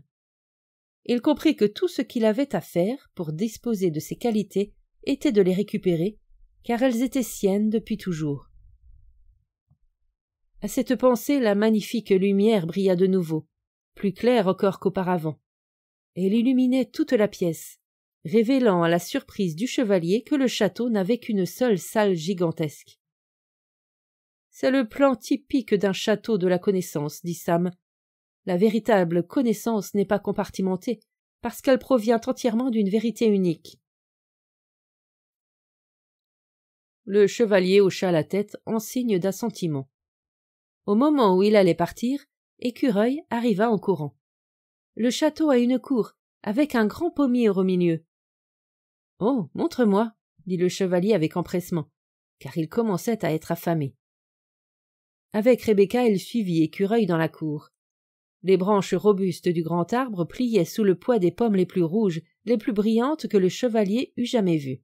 « Comment trouves-tu ces pommes » dit Sam d'un ton sarcastique. Le chevalier se surprit à rire tout bas. Puis il remarqua une inscription sculptée sur une dalle de pierre à côté de l'arbre. « Pour ces fruits, je n'impose aucune condition, mais il te faut apprendre sur l'ambition. » Le chevalier réfléchit sur cette sentence, mais, très franchement, il n'avait aucune idée de ce qu'elle signifiait. Finalement, il décida de l'oublier. « Si tu fais ça, nous ne sortirons jamais d'ici, » dit Sam avec fermeté. Le chevalier soupira, cueillit une pomme, puis s'assit sous l'arbre avec Rebecca et Écureuil. « Comprenez-vous celle-là » leur demanda-t-il. Écureuil fit non de la tête. Le chevalier regarda Rebecca, qui fit également non de la tête. « Mais je sais, dit-elle d'un air pensif, que je n'ai aucune ambition. » Moi non plus, intervint Écureuil, et je parie que cet arbre n'en a pas non plus. Il a compris, dit Rebecca. L'arbre est comme nous, il n'a pas d'ambition. Peut-être n'en a-t-on nullement besoin. C'est vrai pour les arbres et les animaux, dit le chevalier. Mais comment serait un homme sans ambition? Heureux? Fit entendre Sam. Non, je ne crois pas. Vous avez tous raison, dit une voix familière. Se retournant, le chevalier vit Merlin derrière lui et les animaux. Le magicien, vêtu de sa longue robe blanche, portait un luth. « J'étais prêt à vous appeler, » dit le chevalier. « Je sais, » répondit le magicien. « Tout le monde a besoin d'aide pour comprendre un arbre.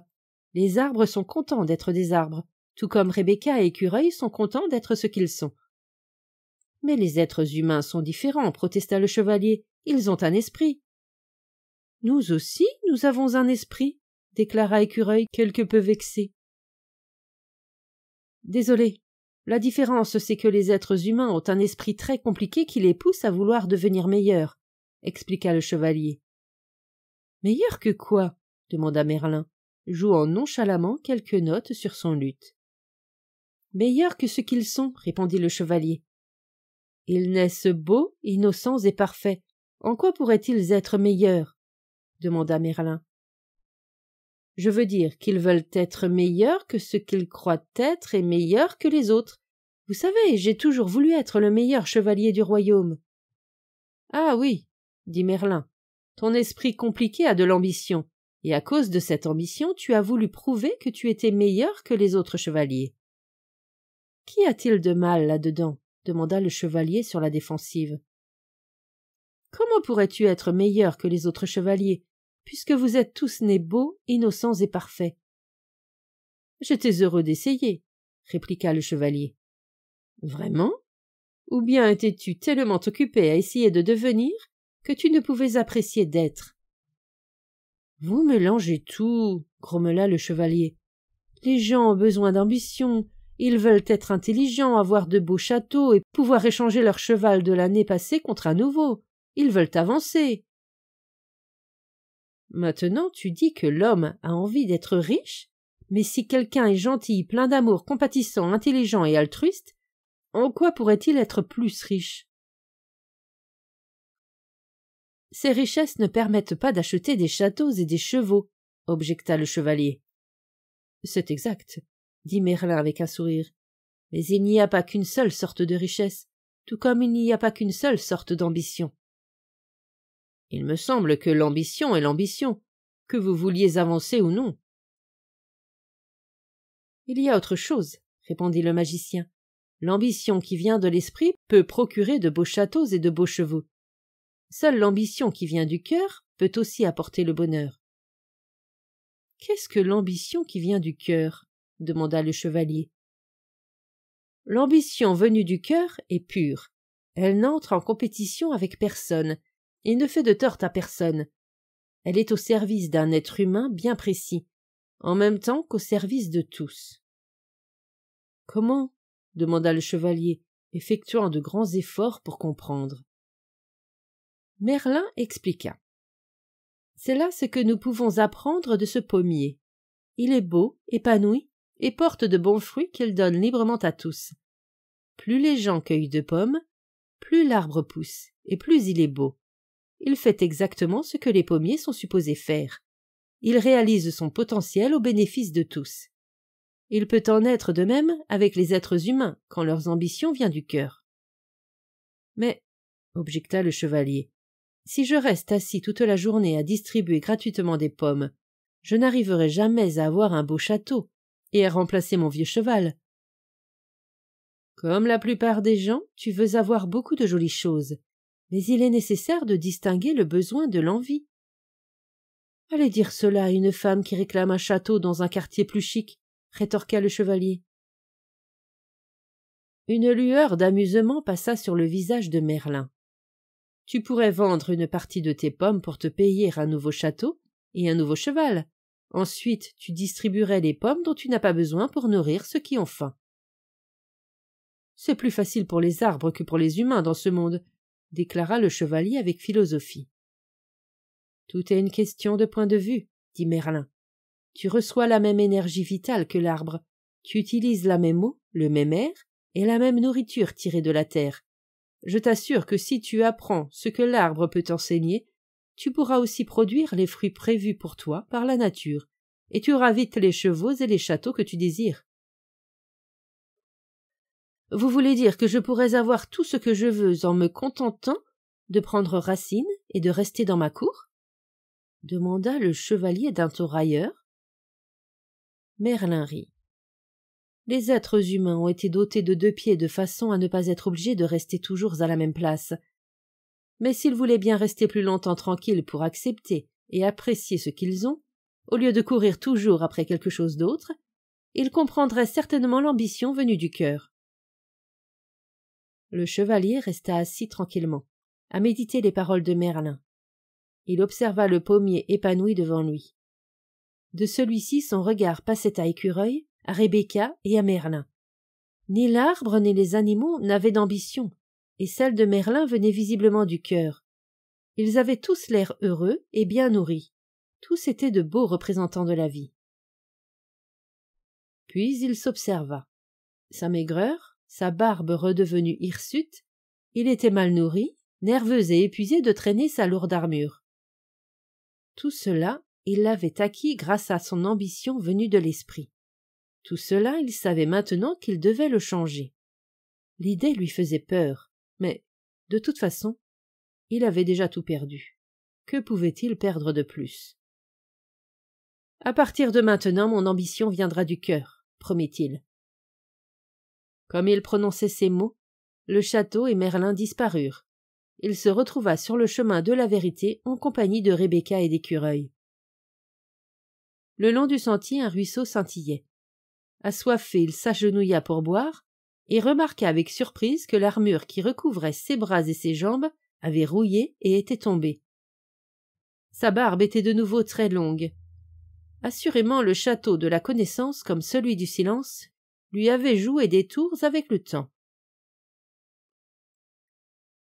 Le chevalier médita sur ce singulier phénomène et comprit rapidement que Merlin avait raison. Il se rendit compte que le temps passe vite quand on s'écoute soi-même. Il se souvint combien il lui paraissait long, très long quand il avait besoin d'autrui pour le remplir. Débarrassé de toute son armure, à l'exception de la cuirasse, le chevalier se sentait plus léger et plus jeune que jamais. Il s'aperçut également qu'il s'aimait davantage que dans le passé. D'un pas ferme, tel un jeune homme, il se mit en route pour le château de la volonté et de l'audace, avec Rebecca volant au-dessus de lui et Écureuil sautant à ses pieds. Chapitre 6. Le château de la volonté et de l'audace. Le lendemain, au crépuscule, l'invraisemblable trio arriva au dernier château. Il était plus grand que les 2 autres, et ses murs paraissaient plus épais. Certain de traverser bientôt aussi celui-là, le chevalier s'engagea sur le pont-levis avec les animaux. Lorsqu'ils furent à mi-chemin, la porte s'ouvrit brusquement, et il en sortit un dragon énorme, menaçant, crachant du feu, recouvert d'écailles vertes et brillantes. Stupéfait, le chevalier s'arrêta net. Il avait vu dans le temps un certain nombre de dragons, mais celui-ci les battait tous. Il était énorme. Des flammes jaillissaient non seulement de sa bouche, mais aussi de ses yeux et de ses oreilles. Pour aggraver encore les choses, ces flammes bleues indiquaient un taux de butane élevé. Le chevalier tendit la main pour saisir son épée, mais sa main ne trouva que le vide. Il se mit à trembler. D'une voix rauque, méconnaissable, il appela Merlin pour lui demander de l'aide, mais, à sa grande déception, le magicien ne se montra pas. « Pourquoi ne vient-il pas » demanda anxieusement le chevalier, effectuant un bond de côté pour éviter un jet de flamme bleue éructé par le monstre. « Je ne sais pas, » répondit Écureuil. « D'habitude, on peut compter sur lui. » Rebecca, qui était assise sur une épaule du chevalier, dressa la tête et écouta. « D'après ce que j'entends, Merlin est à Paris, à un congrès de magiciens. »« Il ne peut pas me laisser tomber maintenant, » se dit le chevalier. « Il m'avait promis qu'il n'y aurait pas de dragons sur le chemin de la vérité. » « Il parlait de dragons ordinaires, » rugit le monstre d'une voix retentissante qui secoua les arbres et faillit faire tomber Rebecca de l'épaule du chevalier. La situation paraissait critique. Un dragon qui pouvait lire dans la tête des gens était certainement la pire espèce. Mais le chevalier se força de cesser de trembler. De la voix la plus forte et la plus sonore qu'il put, il hurla. « Va-t'en de mon chemin, espèce d'énorme bec-benzène !» La bête, reniflant de colère, cracha du feu dans toutes les directions. « Bien envoyé pour un petit froussard !» Le chevalier, ne sachant qu'entreprendre, tenta de gagner du temps. « Que fais-tu dans le château de la volonté et de l'audace ?» demanda-t-il. « Quel meilleur endroit pourrais-je trouver pour vivre ? Je suis le dragon de la peur et du doute. » Le chevalier dut admettre qu'il était bien nommé. La peur et le doute étaient exactement ce qu'il ressentait. Le dragon rugit de nouveau. « Je suis là pour mettre à la porte ceux qui se croient trop malins et s'imaginent pouvoir écraser les autres simplement parce qu'ils ont traversé avec succès le château de la volonté et de l'audace. » Rebecca murmura à l'oreille du chevalier. « Merlin a dit un jour que la connaissance de soi peut tuer le dragon de la peur et du doute. »« Le crois-tu » lui demanda le chevalier, toujours à voix basse. « Oui, » répondit Rebecca d'un ton convaincu. « Alors, occupe-toi de ce joyeux lanceur de flammes. » Le chevalier fit demi-tour et battit rapidement en retraite de l'autre côté du pont-levis. « Oh, oh, oh » dit le dragon en riant. Il s'en fallut de peu que son dernier hot ne mette le feu aux chausses du chevalier. « Abandonnerais-tu après être allé si loin » demanda Écureuil, tandis que le chevalier se brossait le postérieur afin de faire tomber les étincelles. « Je ne sais pas, » répondit le chevalier. « Je me suis habitué à certains petits luxes, tels que la vie. » Sam intervint. « Comment espères-tu vivre en ta propre compagnie si tu n'as ni volonté ni audace de mettre à l'épreuve ta connaissance de toi-même ? Crois-tu toi aussi que la connaissance de soi peut tuer le dragon de la peur et du doute ? Demanda le chevalier. Certainement, la connaissance de soi est la vérité. Or, tu le sais, il a été dit que la vérité est plus puissante que le glaive. Je le sais, mais quelqu'un l'a-t-il jamais prouvé, vécu ? Ergota le chevalier. À peine eut-il prononcé ces mots que ce qu'il venait d'apprendre lui revint en mémoire. Il n'avait pas besoin de prouver quoi que ce soit. Il était né bon, gentil et plein d'amour. Il n'avait donc aucune raison d'être en proie à la peur et au doute. Le dragon n'était qu'une illusion. Le chevalier regarda de l'autre côté du pont-levis. Le monstre grattait le sol et mettait le feu à quelques buissons voisins, sans doute en guise d'entraînement. Avec l'idée que le dragon n'existait que dans la mesure où il croyait à son existence, le chevalier prit une profonde inspiration et retraversa lentement le pont-levis. Le dragon, bien évidemment, vint de nouveau à sa rencontre, en reniflant de colère et crachant du feu. Cette fois, le chevalier continua à avancer. Mais son courage se mit bien vite à fondre, tout comme sa barbe, à la chaleur des flammes. Avec un cri d'angoisse, il fit demi-tour et s'enfuit à toutes jambes. Le dragon partit d'un puissant éclat de rire et lança un flot de flammes, qui marquèrent au fer rouge le chevalier battant en retraite. Avec un hurlement de douleur, celui-ci traversa en courant le pont-levis, Écureuil et Rebecca sur les talons. Repérant un ruisseau, il y précipita son postérieur roussi dans l'eau froide. Les flammes s'éteignirent dans un sifflement. Écureuil et Rebecca, depuis la rive, tentaient de le réconforter. « Tu as été très courageux, » dit Écureuil. « Pas trop mal pour un premier essai, » ajouta Rebecca. Stupéfait, le chevalier leva les yeux de l'endroit où il était assis. « Que veux-tu dire par premier essai ?» Écureuil expliqua d'un ton prosaïque. « Tu feras mieux quand tu y retourneras. » Le chevalier furieux répéta. « Tu y retourneras ?» « Souviens-toi, le dragon n'était qu'une illusion, » dit Rebecca. « Et le feu sortant de sa gueule, c'était aussi une illusion ?» « Exactement, » répondit Rebecca. « Le feu était aussi une illusion. »« Alors pourquoi suis-je assis dans ce ruisseau avec les fesses brûlées ?» demanda le chevalier. « Parce que tu as rendu le feu réel en croyant que le dragon était réel, » expliqua Rebecca. Si tu crois que le dragon de la peur et du doute est réel, tu lui donnes le pouvoir de te brûler les fesses, ou n'importe quoi d'autre, dit Écureuil. Ils ont raison, ajouta Sam. Il faut que tu y retournes et que tu affrontes le dragon une bonne fois pour toutes.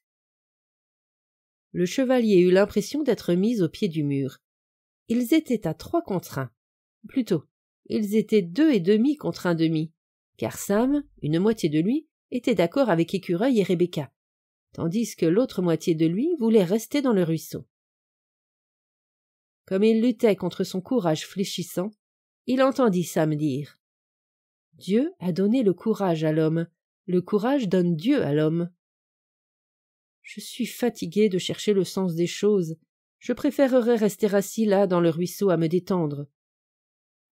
Réfléchis bien, l'encouragea Sam. Si tu affrontes le dragon, tu risques de te faire tuer, mais si tu ne l'affrontes pas, tu es certain de te faire tuer. C'est facile de prendre une décision quand il n'y a vraiment aucune autre alternative, dit le chevalier. À contre-cœur, il se remit péniblement debout, prit une profonde inspiration, et une fois de plus s'engagea sur le pont-levis. Le dragon le regarda d'un air incrédule. Le gars devait être têtu. « De retour !» renifla-t-il. « Cette fois, je vais te brûler pour de bon. »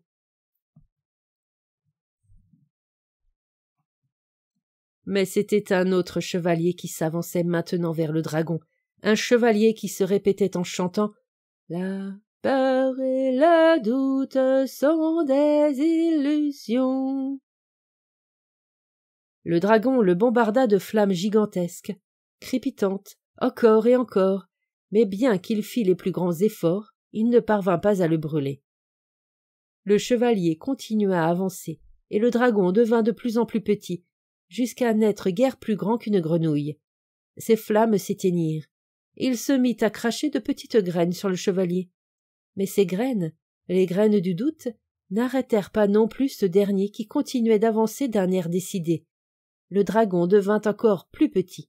« J'ai gagné !» s'écria le chevalier victorieusement. Le dragon pouvait à peine parler. « Pour cette fois peut-être, mais je reviendrai sans cesse me mettre au travers de ton chemin. » Là-dessus, il disparut dans un nuage de fumée bleue. « Reviens quand tu veux !»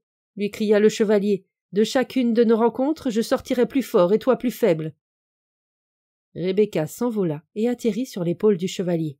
« Tu vois, j'avais raison. La connaissance de soi peut tuer le dragon de la peur et du doute. » « Si tu le croyais vraiment, pourquoi ne l'as-tu pas affronté avec moi ?» demanda le chevalier, qui ne se sentait plus inférieur à son ami à plumes. Rebecca ébouriffa ses plumes. « Je ne pouvais pas intervenir, c'est ton voyage. » Amusé, le chevalier tendit la main vers la porte du château. Mais le château de la volonté et de l'audace avait disparu.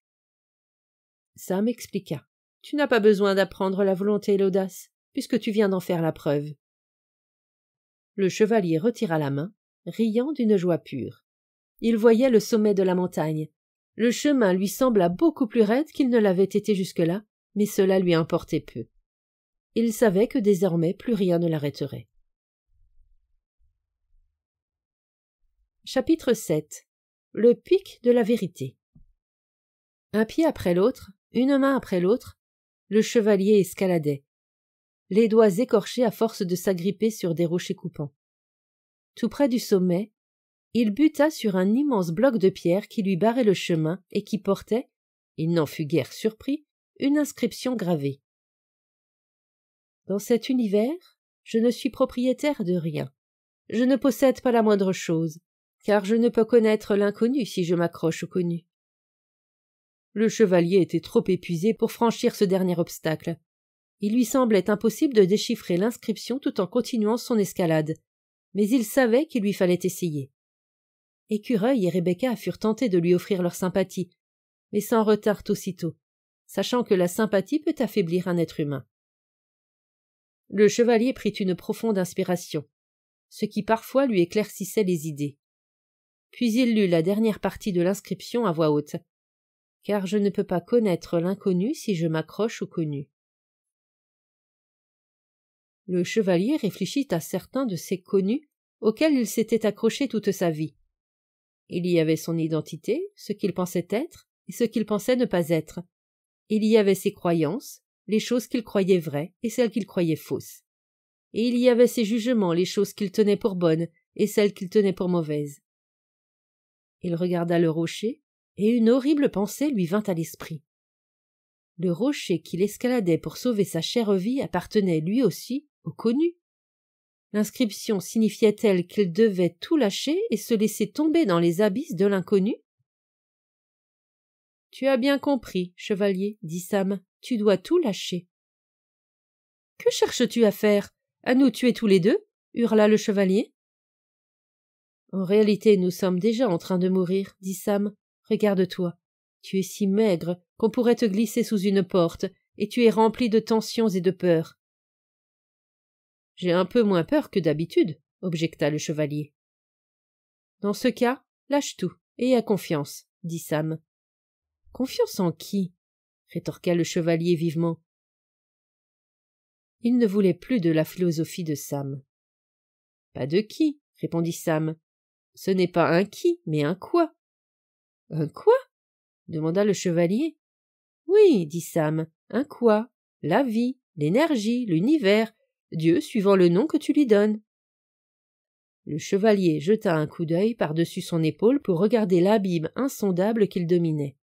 « Abandonne-toi, murmura Sam d'un ton pressant. Le chevalier semblait ne plus avoir le choix. Il perdait ses forces à chaque instant, et là où il s'agrippait au rocher, le sang suintait maintenant du bout de ses doigts. Se croyant près de mourir, il s'abandonna et plongea dans la profondeur infinie de ses souvenirs. Il se souvint de tous les reproches adressés à sa mère, à son père, à ses professeurs, à sa femme, à son fils, à ses amis et à tous les autres. Au fur et à mesure qu'il plongeait dans le vide, il abandonnait tous les jugements qu'il avait contre lui-même. Il tombait de plus en plus vite. Comme son esprit descendait dans son cœur, il fut pris de vertige. Puis, pour la première fois, il vit clairement, sans la juger ni l'excuser, l'existence qu'il avait menée. Il accepta alors l'entière responsabilité de sa vie, de l'influence que les autres avaient eue sur lui, des événements qui avaient contribué à le former. À partir de ce moment, il cessa de condamner ses erreurs et ses malheurs en les attribuant à quelqu'un ou à quelque chose d'extérieur à lui. La prise de conscience qu'il était la cause et non l'effet lui donna une sensation de puissance.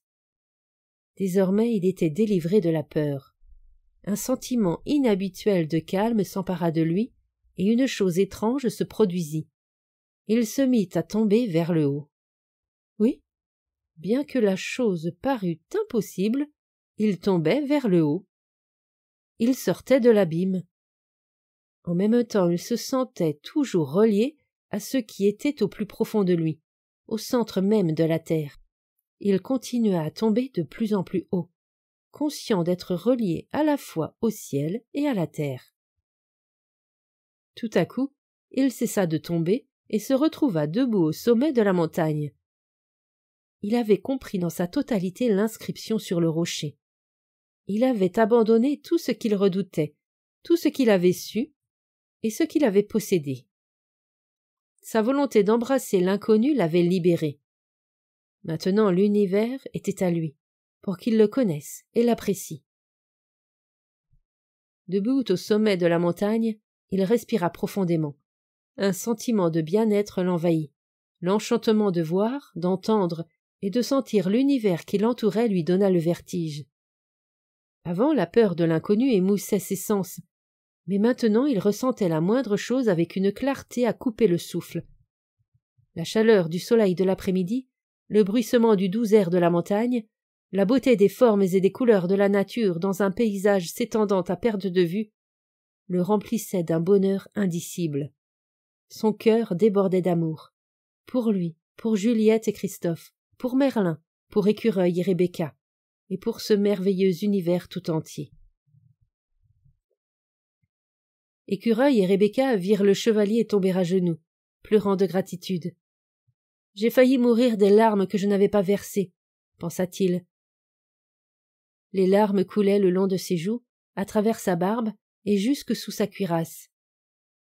Comme elles venaient de son cœur, elles étaient extraordinairement chaudes, et elles firent immédiatement fondre le reste de son armure. Le chevalier pleurait de joie. Plus jamais il ne revêtirait son armure pour galoper dans toutes les directions. Plus jamais les gens, en voyant le reflet brillant de l'acier, ne penseraient que le soleil se levait au nord ou se couchait à l'est. Il sourit à travers ses larmes, sans s'apercevoir qu'une lumière rayonnante, nouvelle, émanait de lui.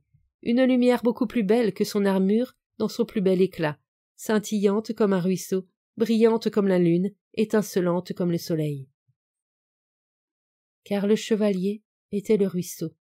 Il était la lune, il était le soleil. Il pouvait être toutes ces choses en même temps, et plus encore, car il ne faisait qu'un avec l'univers. Il était amour.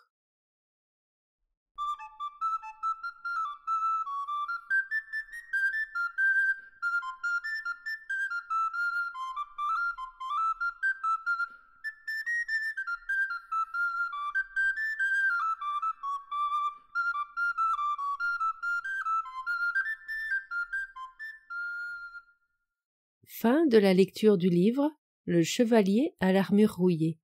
Merci de votre écoute. Je vous rends vos oreilles, cœur avec les doigts.